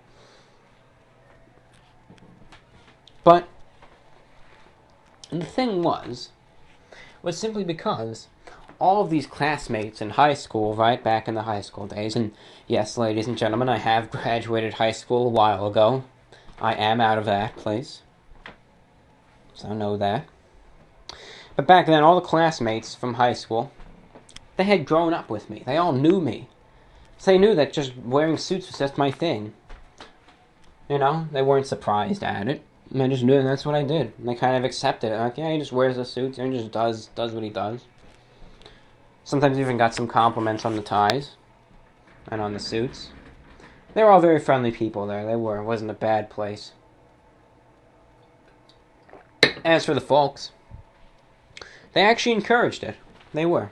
I will say there were some good parents. And I wanted to do what I did. And, they were able to even help me out a little bit. I remember for Christmas I wanted a gray suit, I remember. And I wanted a red vest and a black vest. And I got that. And they hooked me up a little bit with some of my early wardrobe and was able to do some... I was younger back in 2007, of course. I was able to do some, housework for an allowance. And I was able to buy some dress shirts and ties with that money. And I was able to build it up that way. So I actually kind of encourage it. And I let it kind of grow into what it is today, where I'm a pro suit wearer now, I guess. I don't know. Whatever you want to call it. And 3. When did you first start listening to the radio, particularly non-mainstream shortwave broadcasts, and when did it become your preferred hobby? Well, I listened to the radio my whole life, but that was AM and FM radio, which you can listen to in any car. I first began listening to shortwave radio in 2009. Or, I'm sorry, I forget that, I was wrong. 2012, I began listening to shortwave first. So that's when I first began listening to shortwave. Really began in 2013, and that's when I began talking to actually in the chat of this WebSDR site. Other users can talk to each other. I was able to talk to these people who were very prolific and proficient in their knowledge of shortwave, and that's when I began to learn everything that I know about it now. So then in late 2013, early 2014, I was able to really be able to enjoy shortwave, all the broadcasts, all the spy messages, and it's something that I spend hours on every single day now, and it is by far my biggest hobby. So it all started in 2012. Before then, in 2006, 6 years earlier, when I was very young, not very young, I was, child still, at least somewhat, or, getting a little, I guess, smart enough to understand what this is, so not fully a child. But I was very into VHF and UHF radio. That's the police scanner. But I had the understanding back then not to just listen to the local cops and firemen, but believe it or not, it was my intention to, I wanted to listen to the school buses because I saw that they had radios in them. They weren't CB radios, they were VHF radios. They were mostly local. And I looked up the frequencies in this book to find the school bus company, and I plugged that into the scanner, and I was able to listen to the school buses. I was able to listen to the base and all the different buses out there doing their routes. I was able to listen to their communications back and forth, and I did that I did that for fun.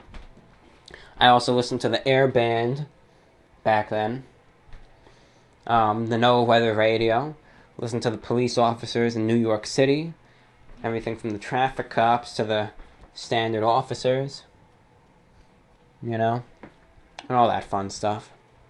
There's even almost some very weird relay of a station on 154 megahertz of the station in North Carolina called the Classical Station, I remember.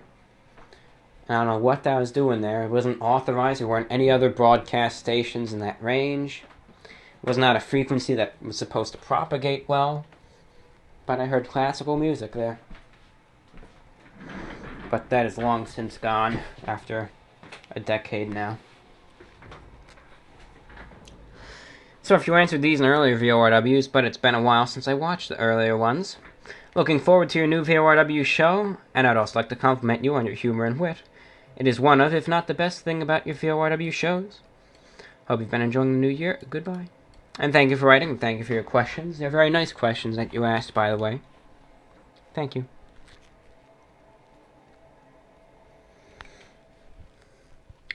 Hello. I enjoy your reviews.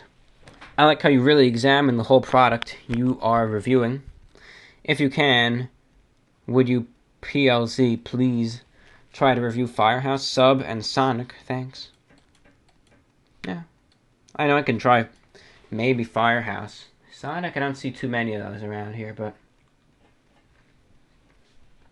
one day, right? On to the next. Greetings, Review Bra. Hope this week is going well for you. I'm recovering from a cold, so things are looking up on my end.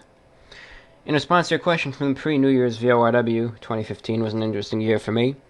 I graduated from school, but then struggled for several months to find a job. During that time, I was quite depressed, but near the end of the year, I got a job, and since then, things have been really looking up for me. I'm probably in the most stress-free state of life since as long as I can remember. That's not to say my days are perfect. My job is quite boring, after all. Regardless, though, there's a lot more good than bad, so I think of 2015 as the start of hopefully good things to come. I did not need any resolutions, and I have high hopes for 2016. In regards to the channel, I think 2015 was really good on your end as well. I greatly enjoyed seeing your channel grow. I was one of the people skeptical about enabling of the comments, but I was pleasantly surprised to see that things have gone quite well, and that the fans feel more like a community now thanks to it. Recent VORWs have been fantastic too, might I add. I enjoy seeing the growth and maturing of the channel in 2015, and I look forward to seeing what 2016 brings to the channel as well. Keep up the good work, and take care. One more thing. I recall a few VORWs back that someone suggested you use the title Acquired Taste for the drink reviews. I shall give my 2 cents and say I think that is a great suggestion as well. It's catchy, simple, and relevant, and I believe that would fit very nicely alongside Running on Empty and Energy Crisis. Well, thank you for writing, and it's always nice to hear that 2015 ended up being a good year for you, even after some bumps in the road. And 2015 was a good year for the channel. 2016 is starting off as a good year, too. And Acquired Taste, glad to see there's some support for that name. I think it's a nice name for the drink series, Acquired Taste. I I can see what you mean by how it would fit alongside running on empty and Energy Crisis. Acquired Taste. Hello everyone, this is Acquired Taste drink review. It's got a little something to it. You never know. Thank you for writing.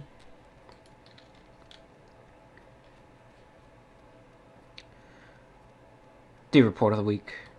I've been following your channel since the summer of 2014, and I have always enjoyed your videos, especially the VORW shows.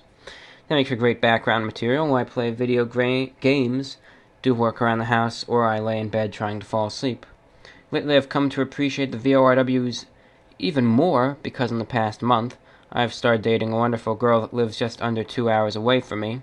I've made the trip to see her 3 times, and so far I've had a new VORW show to accompany me on each journey, and I thank you for that. Since the relationship is new, I am still a little nervous around her family. I can start to feel a little anxious during the drive, but the soothing nature of the program and your sense of humor and wisdom comfort me immensely as I travel across the landscape of southern Kansas. Also, I'm extremely happy that the shows have been longer lately, which works out to where I can listen to the show from the time I back out of my driveway to the time I roll into her town. I just wanted to write in and let you know of my entirely new appreciation for the VORW show. Keep up the excellent work, and thank you for the quality content. Hope this finds you well. Well, thank you very much, and it's my pleasure to be able to help you in that way, and to be able to give you something to listen to for that drive to make it, I guess, feel a little bit better than it may be otherwise. So it's my pleasure, and great to see you've been following me since the summer of 2014, and hope everything works out well with you guys.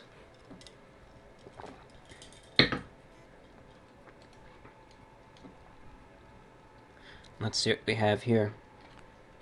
Let's see. Greetings. I apologize for contacting you post-New Year's, but due to my schedule, I was not able to reach out to you. I'd like to sincerely wish you a very happy New Year, and I'm looking forward to seeing what's in store for 2016. Throughout the course of the year 2015, being able to watch all of your videos and reviews that you put out meant a lot to me.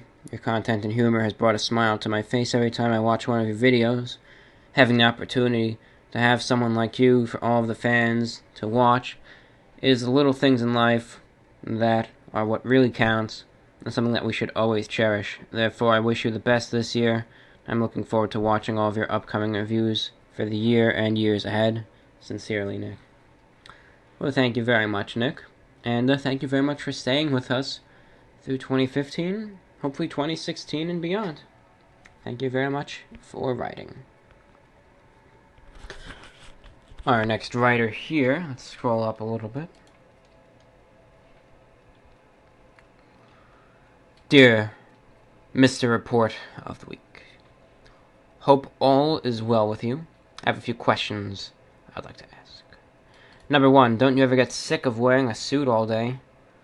Don't you just want to throw on some sweatpants, shorts, and a t-shirt to relax in? No, not really. It's just not me. That's just not me at all. No. I never get that urge once. No. I never do. Suits are interesting stuff. I mean, you get a lot more, almost freedom in a suit than a short and t-shirts in terms of you could wear whatever you could wear all these different dress shirts, different ties, different jackets, t-shirt, I mean, yeah, you get different prints, but just so many more components you have control over. Ever watch Making a Murderer on Netflix? If so, what are your thoughts? If you haven't seen the show, then disregard. Disregard, I will. Who do you think will win the Super Bowl this year? We'll be watching the games with some wings. The Giants. Or maybe the Steelers.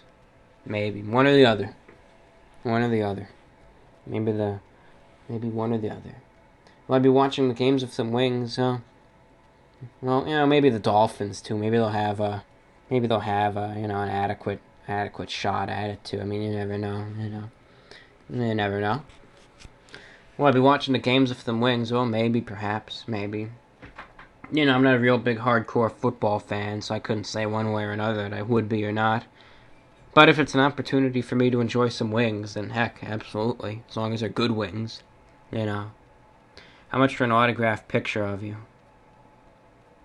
Well, maybe a couple grand, that'd be nice.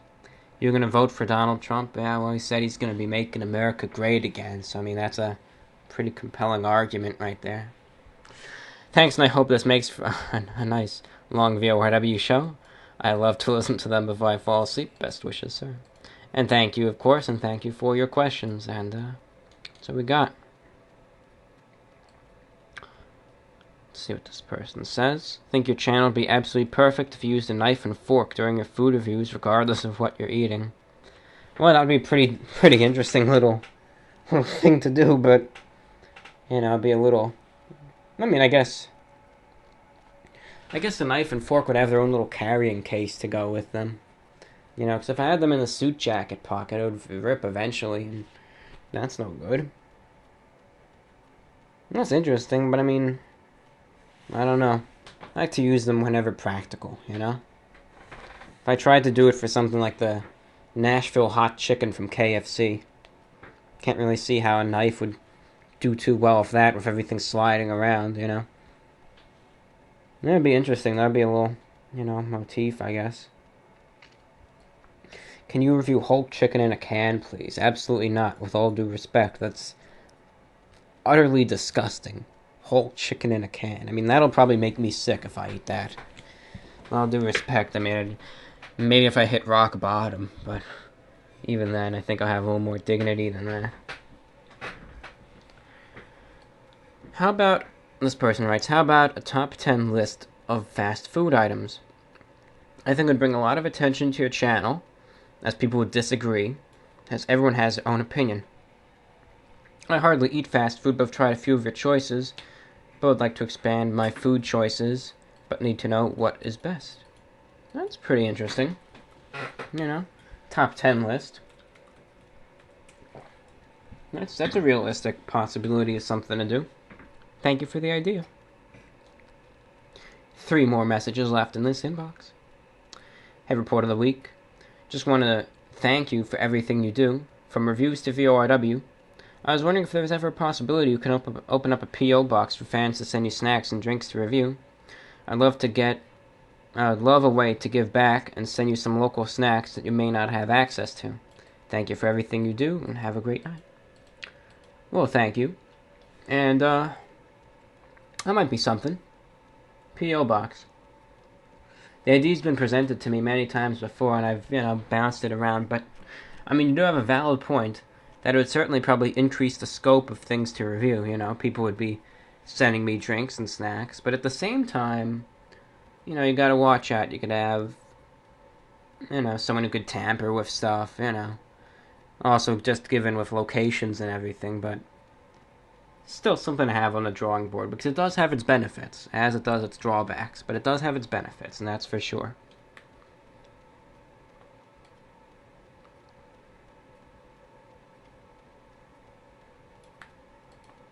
Do you boil water for your cup noodles, or do you microwave? And if you don't eat cup noodles, nah, you eat cup noodles. Everyone eats cup noodles. I don't, so I guess I'll disregard that. But otherwise, I mean, do you boil water for the cup noodles? I'd probably boil it. I can't really see myself microwaving the water. I'd boil it. That's the kind of person I am. I'd probably boil it. And finally, the last message in the YouTube inbox. Hey, Review Bro. Have you had a chance to check out Nashville hot chicken from KFC? Would be interested in your thoughts. Thanks, from Ben. Indeed, Ben, it's the latest review up, and if you haven't checked it out, give it a look. And it's not the greatest thing in the world, that's for sure. It's certainly not. KFC has been going downhill lately, my friend.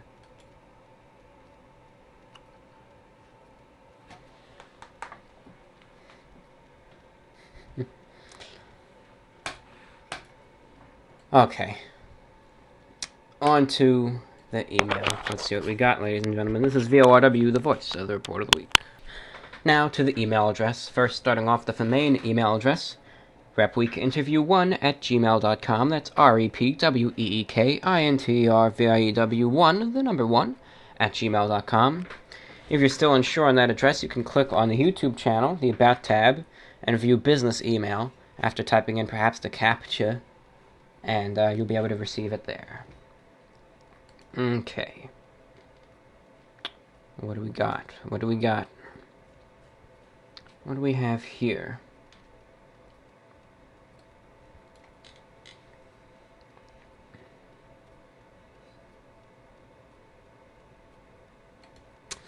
I'm just trying to find the date, which, okay.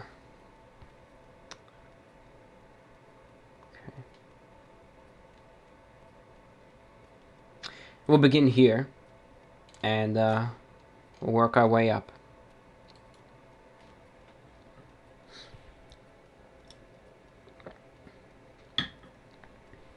Hello, Report of the Week. 2015 overall went really well for me personally, but has left me very melancholic. Mainly because of the death of my grandmother that happened just as everything was going well. Her death made me realize a myriad of things, mainly the reality of how fragile our state of lives are. One moment everything is calm and going fine, the next moment your world can completely turn upside down. I used to hate how boring life generally is, but now I cherish the moments when things aren't tumultuous. The reality is that the older we get, the more loss and pain we will experience. So we should be thankful for the time that we have, and that our family is well, and that our immediate surroundings are safe. I'm not a spiritual person, but sometimes I feel so lucky and thankful that I can't help but sit on my porch, breathe fresh air, and have a safe and comfortable environment. Currently, the citizens of Beijing are suffering effects from pollution. Middle Eastern families are constantly expecting a bomb to burst. People of North Korea are trapped and starving, and other human atrocities are occurring all over the world at this moment. I know that in the future, this could possibly be the future of the U.S., that I or someone in my family could die tomorrow. This year has left me feeling overall feeling nihilistic, but I have learned a lot. I do hate to get all deep, but this is honestly how my year has left me feeling. This year is the first that I've lost a close member of my family, and the first that I've routinely kept up with the news and the state of the world, so I guess nihilism is a natural response. Hope your year was good and brought eye-opening realizations to you too. Thanks, and keep up the great work. Thank you for writing, and every year, especially given the way the world is, you always end the year usually learning a few things in every regard, and then you began it with sometimes in every aspect, about the world, different aspects of life, how the world works, and the like.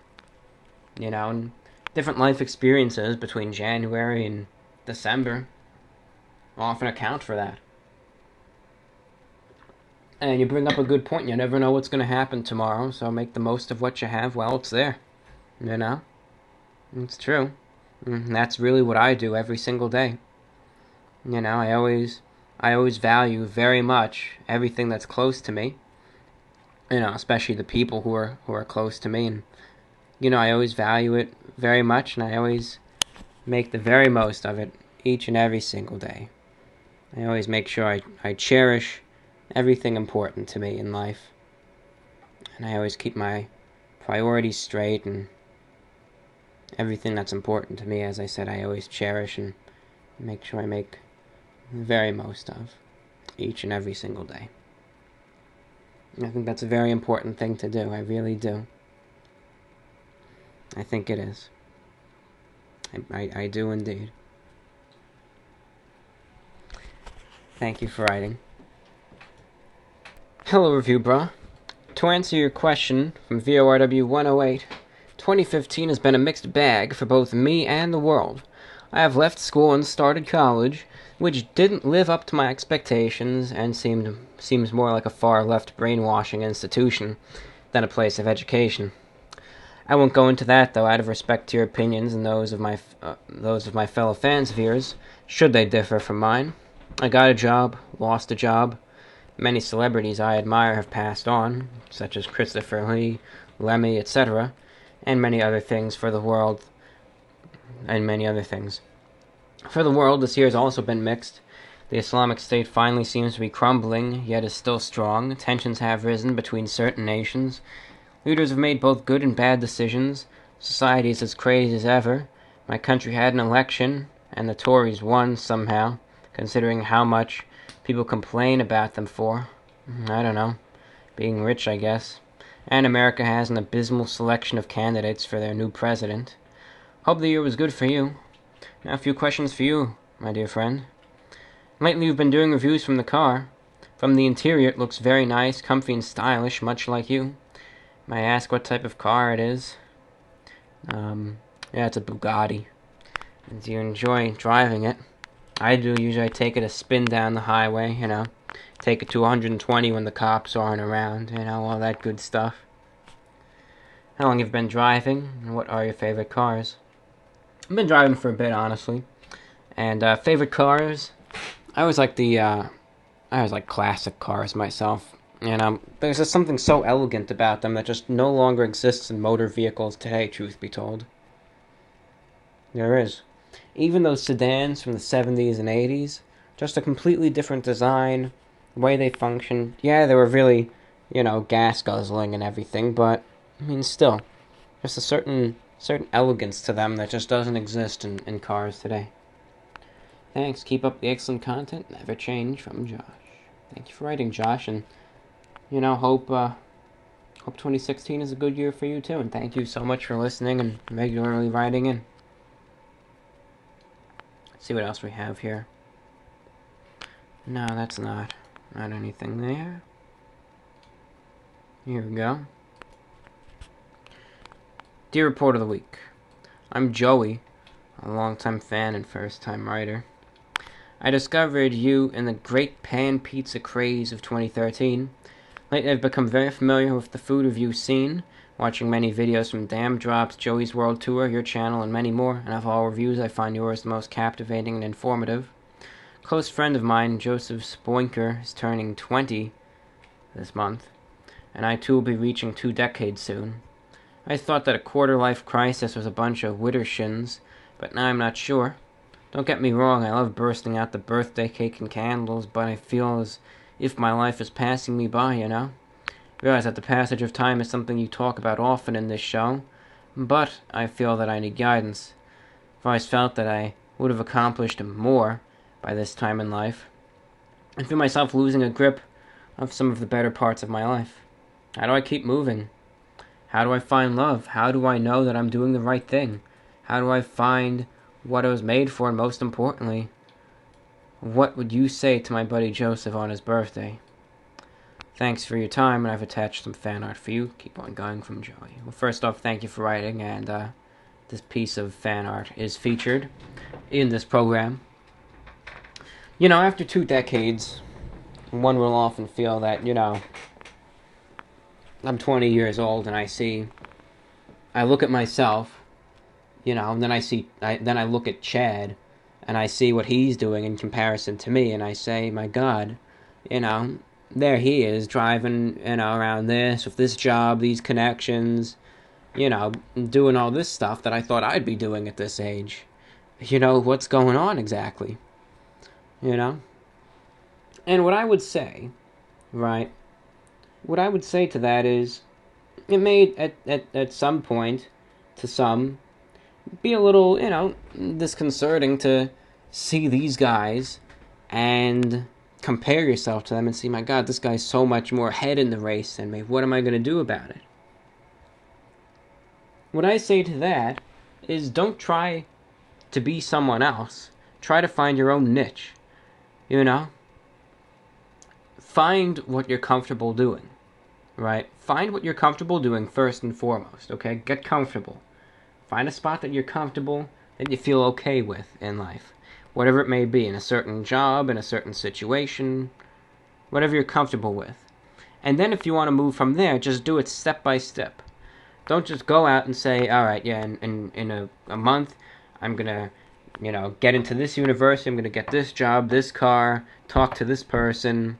Don't do that, because you're going to overwhelm yourself, and you may feel like you have a sudden burst of energy at the beginning, but you're going to burn yourself out before you know it. That approach really doesn't work too well most of the time. Rather, what I recommend is, once you find some place that you feel comfortable, and even some place, if things go awry, that you can just comfortably retreat back to if needed. Right? Once you find this place, and I'm not you or your your friend Joseph, and I know everyone's different and everyone else has their own place and their own situation. But once you have that place, then move. Then say, okay, this month I'm going to decide to talk to this person and try to see if I can get this job, right? And you just have to focus on things one thing at a time, right? Say, let's talk about a job. Once you secure a job, or say things don't work out and you manage to secure another job, right? Once you secure a job, then say, all right, now that I got this job, now I got this good schedule, I'm making some extra money, now let's think about, talking to this person, right? And just do that. And in doing so, you'll be comfortable and contented for the most part through the entire time. In this case, really, despite the way time seems to be racing by, sometimes slow and steady will win the race in the end. If you do everything with a clear head, with comfort, usually you'll do a better job than someone just rushing their way through all this stuff. And just know, everyone goes through life at their own pace. Everyone's different, but in the end, as long as you're content, it's your life and that's what matters. So I hope that helped. And thank you again for the fan art. I appreciate it. This piece of fan art strikes out to me.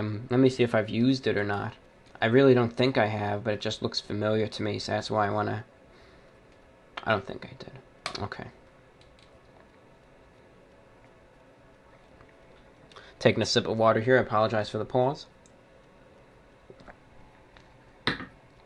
Dear Review Bra, I very much enjoy the content you create and your sense of style. You never cease to amaze me with good laughs and nicely detailed reviews. I hope your 2015 was great and that your 2016 will be as well. Keep up the great work. Also, sorry to hear about your analog camera. It was a good camera, and your channel just won't be the same without it. The 480p resolution and the absence of widescreen added a sense of nostalgia to your videos. Rest in peace, camera. By the way, I've always wondered how you calculate some of the decimals when you rate a product out of 10. Is there a system you have with subcategories that influence the score? I don't know if you've answered this question before, but I am none of the less curious. Mostly I just treat every point out of 10 more like as 10 points, right? So it's mostly more like a scale out of 100. Because in my scale, there's, say 8.1, 8.2, 8.3, 8.4, 8.5. So in the end, there's almost 100 possible options to rate something. Sometimes more if I want to be more precise. Rather than some where it's usually just 10, 1 to 10. This is more like 1.1 or 1.0 to 10.0. It's adding that first, that 10th spot for the decimal. That being said, it really comes down just to multiple factors of the product itself. Comes down to number one, its appearance, general aesthetic, how messy or clean it is to eat given the situation. And that could be in a positive or a negative way. If it's something that's meant to be messy, that's taken into account too.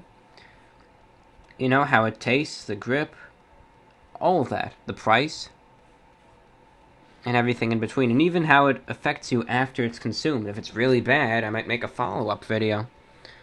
So all these are just taken into account. And that's where, you'll get a more precise rating. He also says, to answer the question for this VORW, 2015 was a great year for me personally. For the world, however, it can go the other way. The Islamic State caused a lot of pain this year, especially in France and the like, but the terrorist attacks by the Islamic State have brought people together, and nothing brings people together like fear after all. These attacks may be, in some form, a blessing in disguise. I'm not saying that what they did is justifiable by any means, but one cannot argue that it hasn't brought certain groups of people together that otherwise would not even speak to each other. Such unification could bring about world peace in the future. The United States and Russia are militarily coordinating for the first time since World War II. After the fall of the Islamic State, it would definitely be a changed world, that's for sure. Anyways, I made some fan art, and I've attached it to this email, and I'd be honored if you could show it in on the VORW. Have a wonderful remainder of 2015 and a great 16. Your fan, Jacob S. Cooper. And thank you, Jacob. And that's a pretty neat little logo there for the Report of the Week. And I like how it's kind of going with the running on empty, theme there. Let's download that, and we'll get that into this as well. So thank you again. I like it. And a lot of people, I think, have some very good opinions on how the year was for the world. Definitely not the best, but it is a very unique year, that's for sure. 2015 was.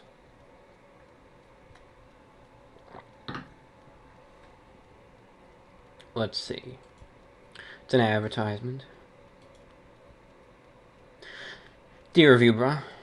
Okay, so for starters, it's fine if you respond to my question on the VORW show. Okay, now you're preserved. Don't worry. So there's this girl in my class who is the first ever girl to ever get my feelings in bunch, as some would say. But I think she's a nice girl to get to know. But the reason I'm here is for your advice on how to become her friend and lead onward from there, as we don't have much in common, and I think she might like me as well, as she's been showing the, quote, general signs that a girl might like you. So the odds are kinda in my favor at the moment, from what I perceive of my situation. He's in about 7 of the 8 classes I have, just to let you know. The problem for me is basically small talk and getting to know her without the conversation ending in 3 seconds with a yes or no. Plus, on top of that, I have some mild acne, which throws my confidence level a little lower than usual. But I think I can still deal with the cards I'm dealt. Please review, bra. I need some advice on how to get to know her, / become her friend, and get better at small talk so I can lead things from there. P.S. Could you please explain to me why people keep calling you Dad?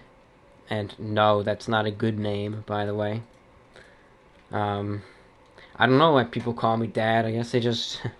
perhaps it's some, I don't know, some sexual thing. Or if they look at me as a father figure, because I wear the suits all the time, and that's what their fathers did. I don't know. I have no idea. I have no idea why they call me Daddy. It's just what they do. I guess maybe in 2016 that's going to be the new name for me. Instead of Review Bra, they'll just call me Dad. I don't know. It's certainly a movement going on. Certainly enough people calling me Dad already. It's weird stuff. Anyways, with this individual,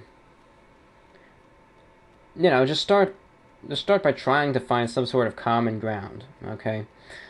A guaranteed question to ask, which will be, at least, if everything goes, no matter what you do in a yes or no answer, the possibility for a long, term relationship may not be all there.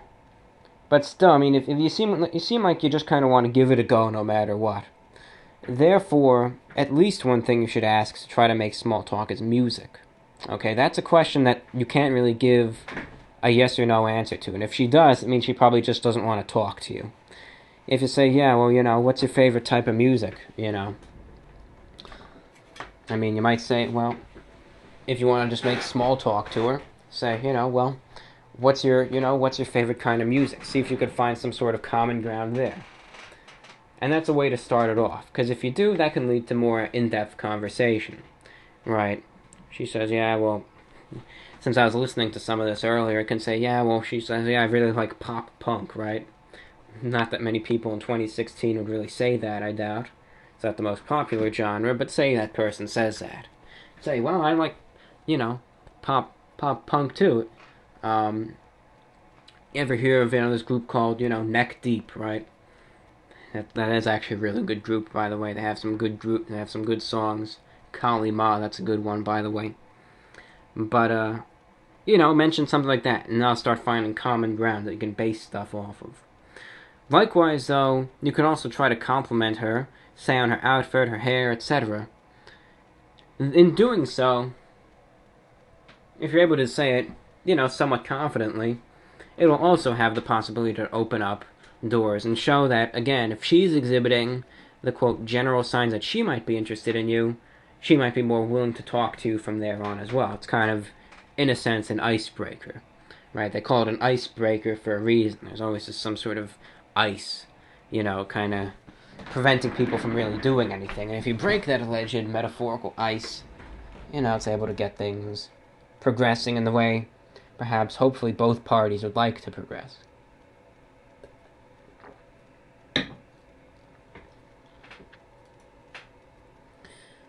Okay, let's see. On to the next. I really appreciate your reviews and videos. A lot of personalities on YouTube are loud, boisterous, and obnoxious. And since I have chronic headaches, it's hard for me to watch without experiencing a great deal of pain or discomfort. Your videos are my favorite on YouTube because you differ from the other louder characters on the site, and because you create great content that I enjoy watching. Just wanted to say thanks, and keep doing what you're doing. And that was from Andrew Oliver. Well, thank you for writing, Andrew. And I'm glad that, this is able to help you out, especially with the chronic headaches. Absolutely. I know a lot of personalities on YouTube are just so loud. They have these effects. They're just screaming, pretty much. And, I don't know, likewise, that just doesn't really reflect. I couldn't do that, really. That's just not me. And sometimes, I can be really happy, could have a lot of fun, but I'm just not the person to really scream and make all these noises and all that stuff, Especially, let alone on camera, Let's see what we have here. Hi there, Report of the Week. Let's see. See what this is. Interesting date. It's odd. Sent January 3rd, but it says June 6th on it. But we'll read it anyways. Hi there, Report of the Week. Let me start off by saying that I always smile when I see a new review, and especially a new VORW, especially during the exam season, so I'll begin by expressing my gratitude. If I may suggest a topic for the next VORW, number 91, I think it's 91, I should probably check on that, I'd ask you, if I'm not the first, but what is your favorite film? If you don't have one, what's your favorite author or your favorite book? Maybe even your favorite album. Just to get the ball rolling, I'll tell you mine. Album, Graceland by Paul Simon. Book, Do Androids Dream of Electric Sheep by Philip K. Dick. And author, I can't really say. The film Blade Runner, Apocalypse Now, or American Beauty. I can't really say, though. I did watch a movie recently. Again, it was called The Mist, and it was a very interesting film. It shows how different types of people react in a disastrous situation, and how certain things can almost brainwash others, certain ideas and the like. It says on a different note, I understand that you have your own personal demons to fight, but you'll always have fans, like myself, willing to contribute in the form of fan mail, and I always look forward to a new video, watching them from start to finish. Always good to see you in good spirits in your videos, no matter what you're going through. I can tell you that you'll come out prosperous and victorious, and I always tell myself this when I feel down. I figured I'd pass these words your way. If I get into university, I'm UK-based. I'm planning on running a radio station on campus with whatever free time I have, and I've to accredit you for some of my inspiration as to do so. I've been thinking about starting up a YouTube channel where I'll upload an hour-long broadcast every 2 weeks, perhaps. And if I do, I'll let you know how it goes. Keep it up. Well, thank you very much for that letter. And if this is being forwarded from June, I greatly apologize for getting to it just now, but heck, we got to it, right? It's been responded to.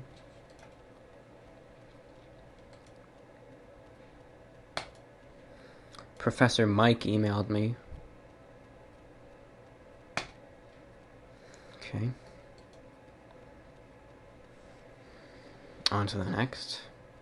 not Professor Mike, who I don't know if he's a real professor or not, but that's what he calls himself.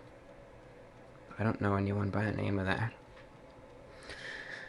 On to the next. Dear Report of the Week, I was listening to your recent VORWs and noticed a discussion on classical music. Whilst nowhere near classical, I felt like I had to recommend Godspeed You, Black Emperor, to a man such as yourself. The group are a Canadian post-rock band whom formed in your favorite musical period, as far as I'm aware, the 90s.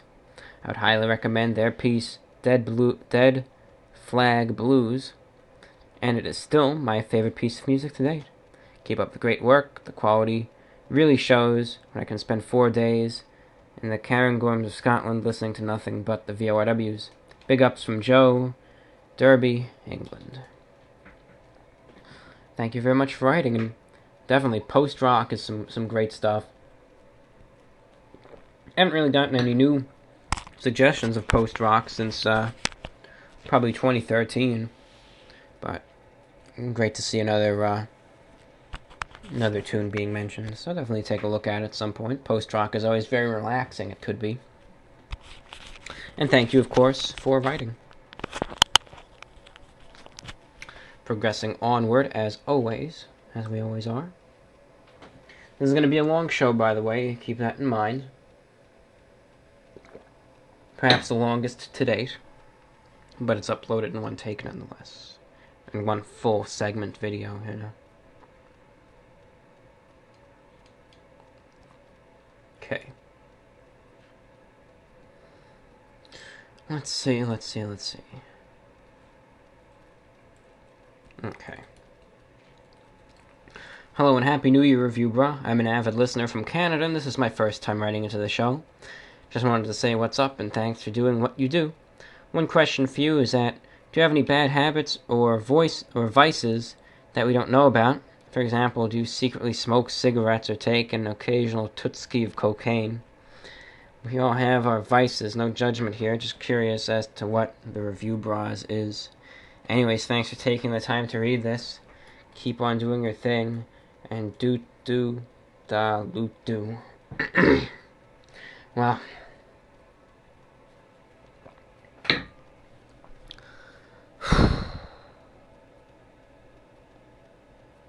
I mean, I just think that when I say this, it just throws all credibility and dignity out the door. I mean, part of me says, I just shouldn't say this. But I'm an honest man, and I have to do what I have to do. Well, sir, sometimes I'll wear a dress shirt, tuck it into the dress pants, but I won't wear a tie. Gonna give that a moment to digest right there. I know, right? No tootskis of cocaine to report, though. Nothing to report on that, though. But I think that's 10 times worse right there. So, I mean, hope we take it well. Hope you take it well. And I hope this doesn't drive everyone away.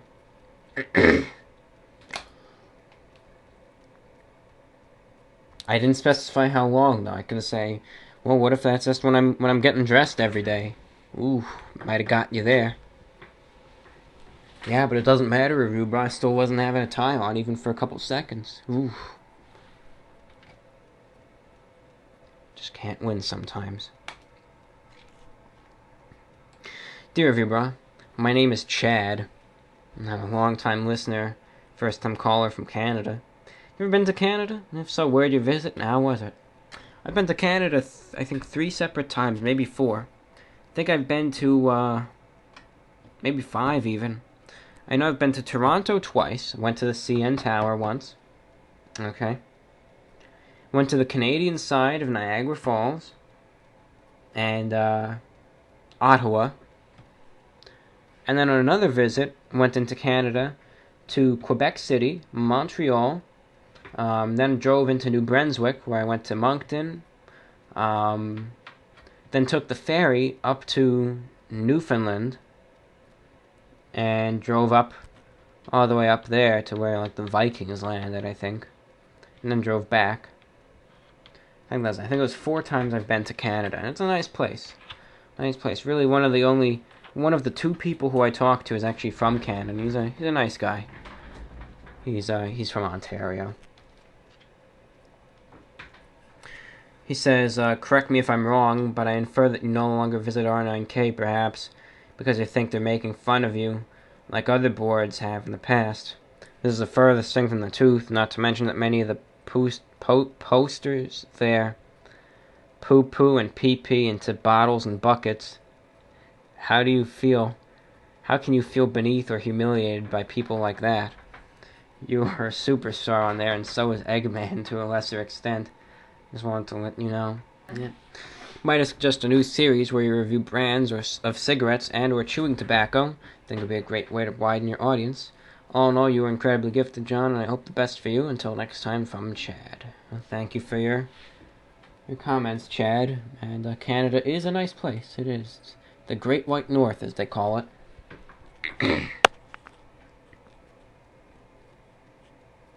Okay, and one more for Rep Week Interview 1 from Wojak. Hey, John. Where were you when David Bowie died? Also, what do you think of his mystical death? Did you like his music? Any favorite songs? I'm pretty sure I either heard it on the radio or I think I heard it on the radio. I'm pretty sure I did. Then I reaffirmed it by looking on the computer. But, I was just here where I am right now. You know, what I consider my home. You know, and it was pretty shocking. You know, David Bowie was really a very talented person and one of those really big names, and you just don't expect to see that person, you know, dying. I mean, everyone dies at some point or another. Everyone will, but, you know, it's just something that you don't really see. And I do like his music. He was, again, an incredibly talented individual. I was listening to one of his songs, number 1, because it's an absolutely excellent piece in my opinion. And number 2, just because it's kind of a way to, you know, almost commemorate him and, you know, and a way to even pay respects. But I was listening to the song, it was a duo by both of them. It was Under Pressure by Queen and David Bowie. That was just a great song, and especially, you know, the bass line for that song is just iconic, I think. And no, Ice Ice Baby by Vanilla Ice did not come first. That's just outlandish to claim so, if anyone does. Now, ladies and gentlemen, we're checking out VORWinfo@gmail.com. I say the more neglected email address with 4 emails there, and then we're done. And we wrap things up and we're done. That's all we got. Let's see what we have here. Greetings, Review Bra. Do you have any set plans for the future? Would you like to become a chef at a restaurant? Or do you aspire a column as a food critic? All the best. Well, my plan is to just start playing the Powerball ever since that, you know, 1.5 billion jackpot I see, you know. I'm just going to play the Powerball every week and, you know, hope for the best. And once I run out of money, I'm going to set up that GoFundMe campaign like that one idiot did to try to make back their money so they can waste it again clearly, if they're willing to do something like that. Or, you know, if I win my money, I'm going to get an appearance on the Today Show before I cash in the ticket and tell everyone my full name and where I live and, you know, just bask in the fame and glory of winning the lottery. You know, mark off every day I step out the door alive. And maybe I'll be a chef, too, at McDonald's, you know, when I do something stupid with the lottery winnings and lose everything.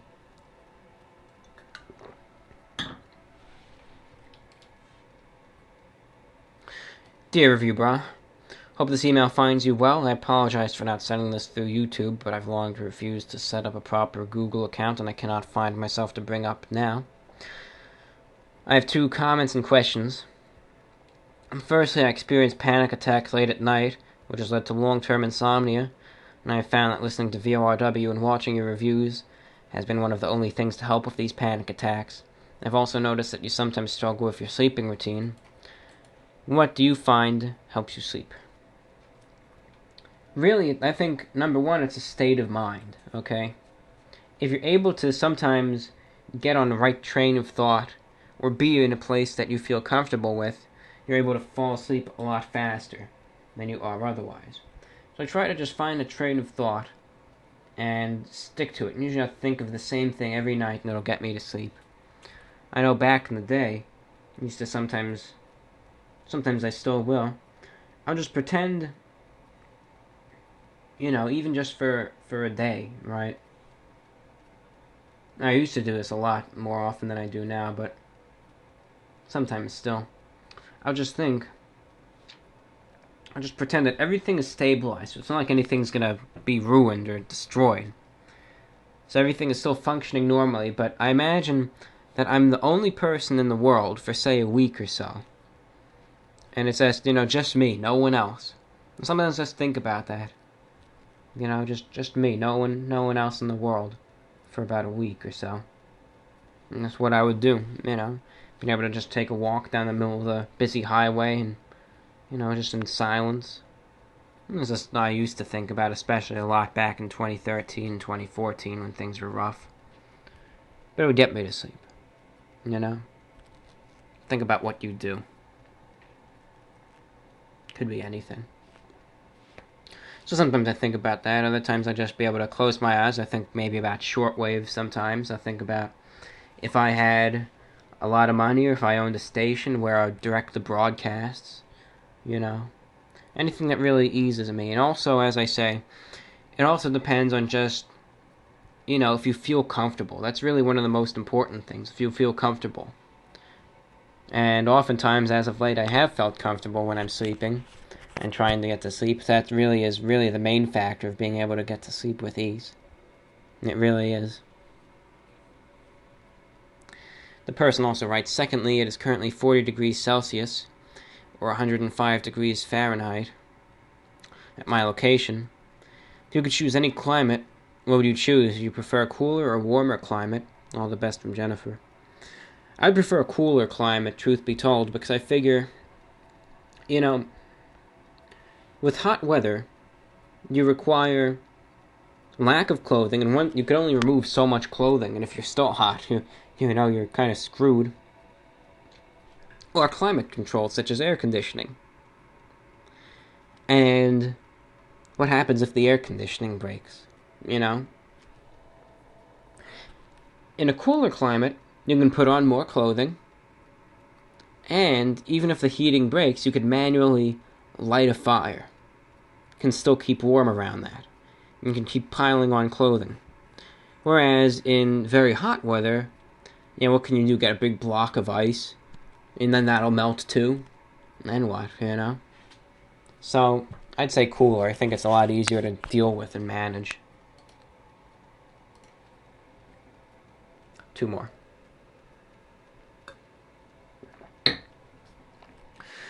And hello from Washington, D.C. Just wanted to take a moment to reach out with well wishes for the new year. I'm subscribed to your YouTube channel, and I'm not much for social media, Reddit, Twitter, etc., but felt your efforts in recording and uploading deserved acknowledgement. Love your videos, please keep them coming. Best wishes from Tara. Sent from my iPhone. Thank you for writing. And, Washington, D.C. is pretty nice. The capital. Hey, review brought to your pal Eric. Looking forward to another report of the week and was wondering about your thoughts on cologne. You wear some? You have any personal favorite? Thanks from Eric. Well, hello, Eric, and, I'm not a real cologne person. Usually I just wear some, good deodorant, and that's about it. But sometimes there's a gentleman's cologne from Calvin Klein I'll wear. It's called Summer, I think. And that one's always been pretty good, Has a pleasant smell, but it's not too strong. Doesn't really... It's not like you doused yourself in some sort of oil. That's nice. Ladies and gentlemen, that's all we have for you. Please remember the question which we had for this broadcast, which went, of all major establishments, especially fast food-wise, and if it's only exceptionally good could it be local. Otherwise, with major establishments, in your opinion, which place has the best burger? Please write to us, ladies and gentlemen. Send us your comments, your questions, your answer to this question, your remarks, your thoughts, organized or otherwise. And fan art is greatly appreciated. I love putting some nice drawings that you guys have made to feature off to both the artists themselves and to other viewers who always enjoy seeing them. I remember a couple VORWs back, there was this one, almost looked like a painting, and it just got so many compliments, so don't be discouraged if you don't think anyone's going to look at it, because people clearly will, and they will have things to say about it if it's very good. They'll compliment your work. If you just want to do it for the heck of it. But nonetheless, please write to us. It really is what makes this show so special, to have so much listener contributions. And it really contributes to the length too, and I know a lot of people actually like that. You get some idiots in the comments who say, yeah, it's, 2 hours, who the hell is going to listen to this? But clearly people do, and a lot of people like a nice long show, and it's really your writing in and all that contributes to it. It is. So please write in. There's 3 ways of doing so, ladies and gentlemen. Number 1, via YouTube. youtube.com/user/report of the week. Go to the About tab.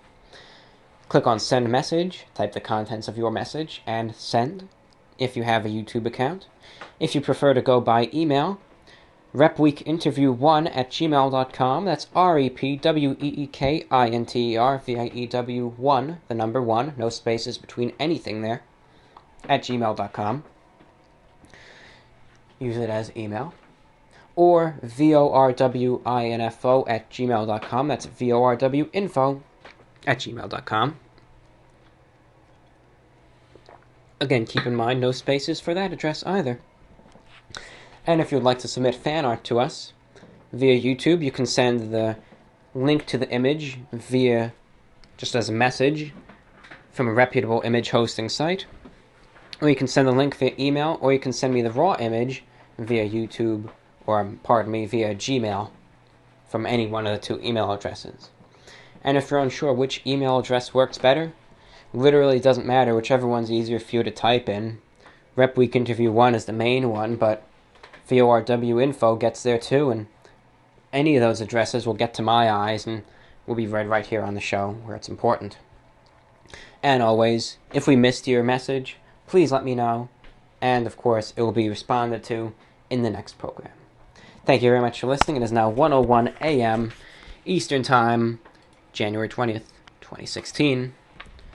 Wish you all the best, and we will see you next week with another VORW show. Thank you so much for listening, and take care. This is the voice of the Report of the Week, signing off.